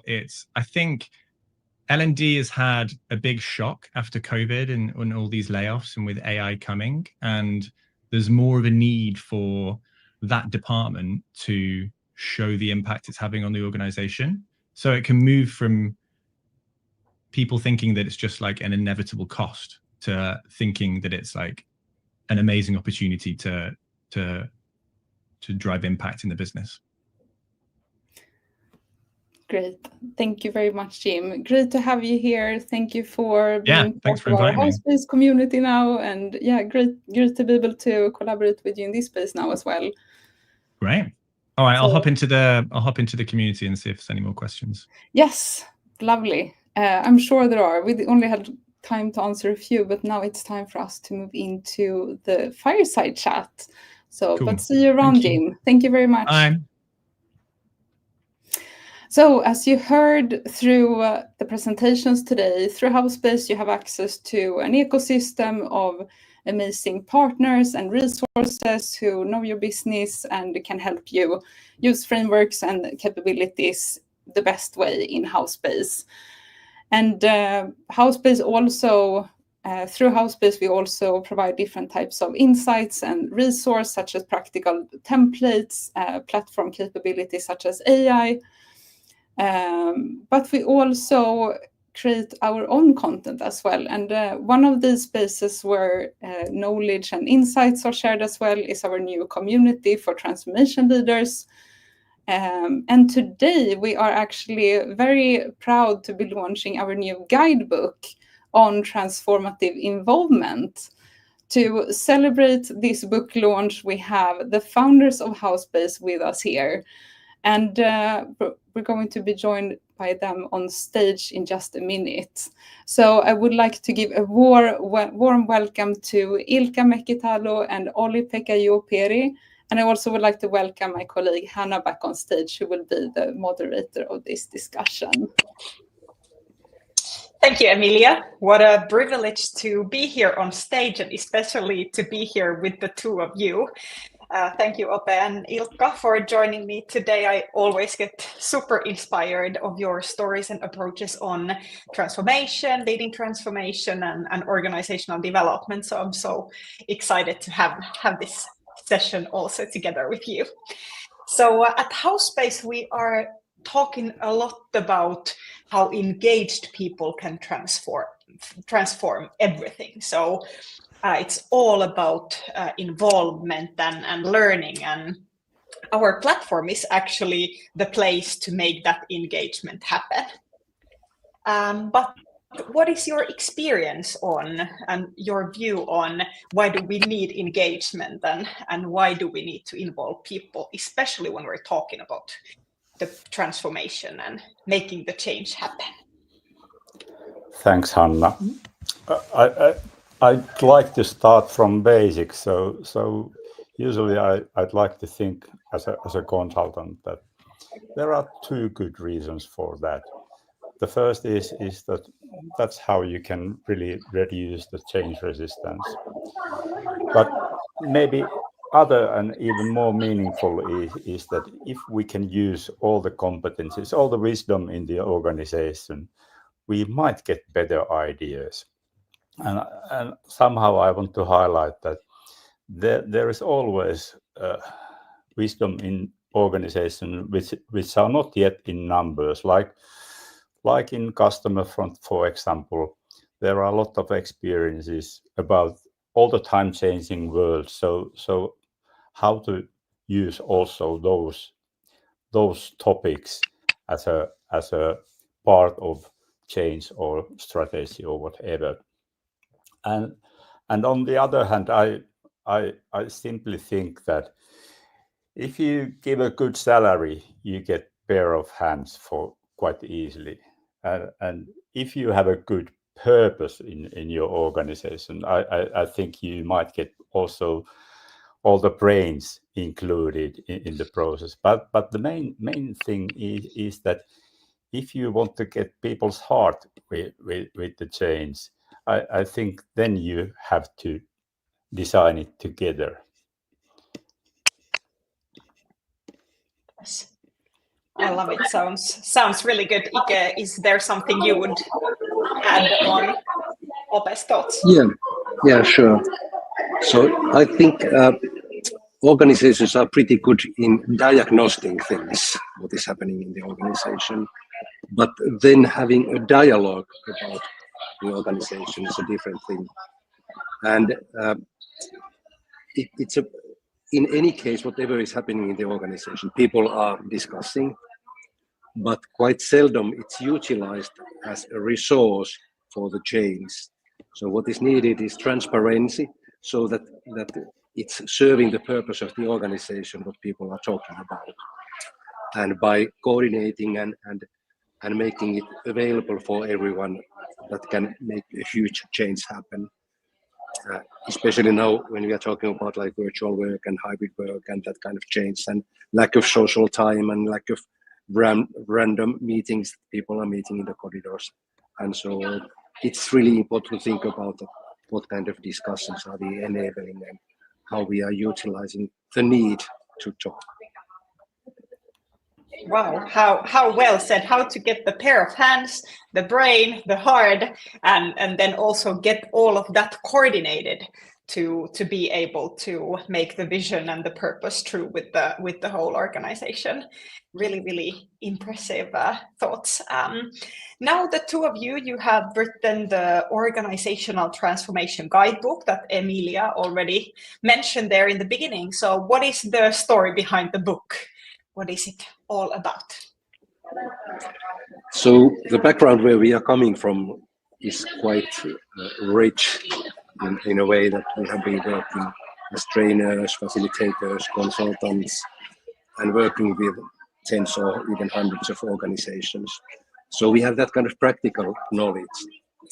And then I think from theoretical perspective, we are coming from systemic organizational thinking background, and we need that. It's something that is not mainstream yet, but during these changing times, it's something that is more and more helpful in the complex situation of organizations. So bringing those ideas in the format that's digestible and can be connected to the new ways of working. And as some of you might know, originally Howspace was created for our own usage, for our own purposes, to make more impactful customer work.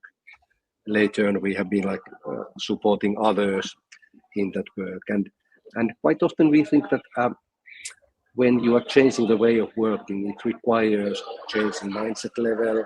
You need new skills, and then you need tools, and then this guidebook is about the mindset. It's about the practicalities and how that mindset can be implemented into practice. Yeah, and if we think these times after COVID, when people are widely spread and so on, there are some things that I'm really missing from old times, and maybe one of my main questions is that how to organize coincidences in these times, because we don't have any more coffee machine where we can talk and so on. So we have to organize it some other way, and because I don't believe at all that things happen only in synchronous meetings. As someone already said before, that best ideas are not coming in the meetings. They are coming when I'm walking with the dog or doing something totally different. And where I put it, that it could it could create a dialogue. So I think that there is a huge need for using asynchronous time better in these times than ever. Yeah, that's true. Ope, that kind of brought into my mind the saying that you are using quite often, that the change happens conversation by conversation. So if I am correct, that is also something that has to happen. So we really need to create those times and places for those conversations. And with the current setting of work, with the hybrid setting, and some people just being remote only, and some people maybe getting to the offices, but we need to create those places where people actually get together, where those conversations can happen, and where people can really share their thoughts and their views. That sounds really good. So it's not all in synchronous meetings, and that's not even possible. Clearly so. Yeah. Today we also have this, can I call this online studio full of transformation and learning and facilitation professionals, as we have seen already today. So what would you say if someone gets your book in their hands and they want to read it and dive deeper into your views on transformation and organizational development? What would be the best outcome after someone has read the book or explored the content? Ope? Yeah. I think that earlier when we talk about transformation or huge changes, we can easily recognize like two phases. That there is first planning phase, which belongs to some small group who makes decisions and make it quite ready already, and then we start with implementation, and there starts like there usually starts like problems with that idea which is presented. So maybe one reason is that when change is like ready from planning side, top management is already tired because they have went it through so several times. It's totally familiar, but most of the people have not even heard about it. So how to change that, and maybe the other even bigger mind shift is that change don't have to be ready before you start involving people. So how we could be brave enough to invite people earlier on the path of change, and how we also like can live with the situation that it will be created step by step, and there is coming a lot of wisdom during the path, during the journey. Roope, when you're saying that we should involve people earlier in the path, so what is the phase? What do you mean? What is the earliest possible kind of timing to involve people, and how does it then actually work? If we involve, how is the change actually going to happen? Yeah. The first thing that I would invite people is like some kind of discovery phase, that like what we are, how we have succeeded until now, what are the reasons, what are our success factors actually, and I think that we can hear a lot more when we ask it from the whole crowd, and then I also like to think that dream phase in the very beginning is also very important, that it gives like a fuel to the transformation. If people can dream in some level that what if we really succeed in this, what it would mean to us, what it will mean to me. Yeah. Ike, anything you would like to add on that? Yeah, I think that it's like a cyclic structure, that what is happening in the management level, what is happening within employees. So during a change or transformation process, it's like several cycles, and information is flowing upwards and downwards and so on.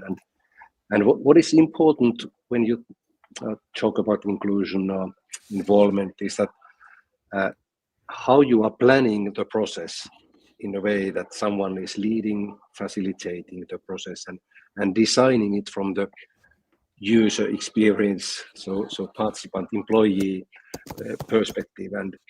And what I have learned during all these years is that if people are part of the process, but then they are like left out for, let's say, 2-3 weeks, they feel that they have dropped out, they are not heard anymore, they are, something is happening for them, not with them. So as part of the design of involving processes, I think it's important that someone is thinking about the experience, so that people feel that they are on board. And to make that happen, it's also important to think about granularity of the involvement.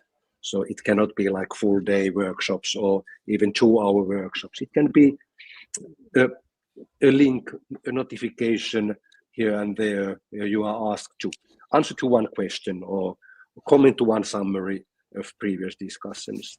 So that it's like reading an email that is one that you don't have to scroll. So that call for action, do it, I'm back in the process, I'm important. Yeah, Ike, I can also see from your eyes that we are coming into a phase of the discussion and of the ebook as well, where we talk about the technology. And we have also through our Transformative Impact survey, we have seen that 66% of the answer of the people who joined the survey, they said that they are lacking the technology to support the change and involvement in those change processes. So what is your view on supporting the transformation through AI and through technology? Yeah, I think it's so clear, according to research and everyone's experiences, that human-centric transformation is the only option. So that if you don't get people engaged, you are going to lose the game. But still, there's some obstacles, like from like old thinking, old practices. People think that it's slow, it's expensive, there's traveling costs, and all that kind of barriers. But what I think is that it's cheaper, it's quicker, it's richer from the content perspective. We cannot afford not having everyone included and all the brains connected to the common purpose. So that's where the technology is so amazing, and with suitable technology, and what we are trying to achieve is that everything can be moved on in real time, so that you don't need time to collect data, go aside and analyze it, come back, call people back, but you can do a lot in 10 minutes or half an hour, where people feel that they are heard, they are part of something, they participated in decision making, they know why we are moving on, they are committed to move on with the process. Yeah. Ope, in the beginning of this day or this afternoon, we also discussed about the change resistance. So your last words on how do we bring these new technologies to organizations, to our employees, so that they don't get the change resistance, that there is yet another platform or technology offered for us, but they kind of get into the mode or flow of transformation just accidentally. Yes. First of all, I think that simply is beautiful. So to participant, it should be always that easy that you don't even feel or think that there is a new tool. It's like a workflow, and for administrator or facilitator, we have tried to I'd like to think that it's a planning tool for the process. So you are not actually doing like pages or something like that, but instead you are planning your work, how you want to go on. And I really want to highlight, we talk a bit about systemic approach, and one guru in that area is Gregory Bateson, who says that no context, no meaning. And if there is no meaning, you are not willing to answer to any questions or something like that, or at least you don't put your heart on it. So because we have built this tool from thinking like a system, we'd like to use that kind of, let's say, widgets, which are those elements in our workspaces, that we can really create a context that you know what we are talking about. You get some kind of time frame when you have to make an impact, and you see who else are connected to this, and it's like a dialogue kind of tool instead of thinking it as a document kind of tool. So I think that every facilitator has to has to learn ways how to invite just my people to this place. So it have to touch, and there are plenty of widgets to help it. Yes. Thank you. No context, no meaning. So that kind of brought me the pressure of this was our kind of way of setting the context for the just published guidebook of how to lead transformation. So this is the official launch now. And as we have been talking about hearing multiple voices and getting everyone involved and engaged, I would now want to encourage all of our participants today to also give your feedback and share your experiences with us. So everyone will get the guidebook as part of this digital gift back that we will share after this session. Thank you so much, Ilkka and Ope. This was a real pleasure. And maybe also to continue from here, thank you everyone for joining us today.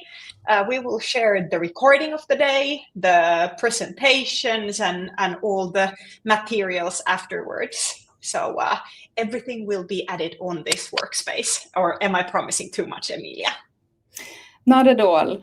And if this event sparks interest with you and you're curious to learn more about Howspace, you're welcome to book a call with us.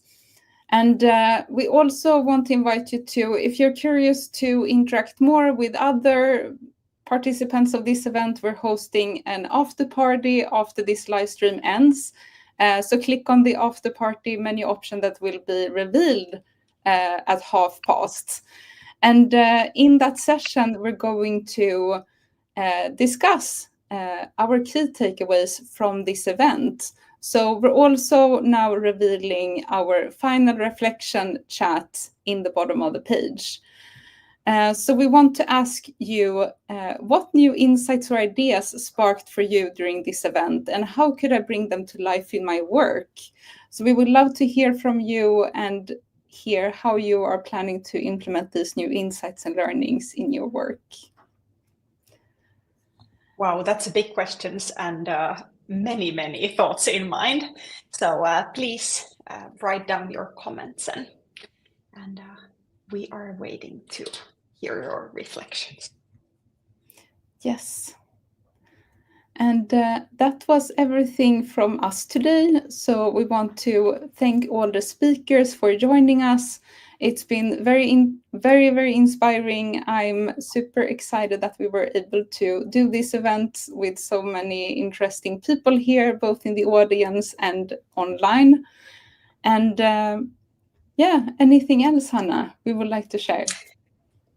Thank you, Emilia, for making this happen, and also thank you for the big team there in the background from Howspace's end. So thank you, everyone. This was really insightful, and looking forward to getting these things into action. Yes, and thank you, Hanna, and thank you everyone on the Howspace team who helped make this stream possible in the back. And looking forward to see you now over in the after party. So see you there.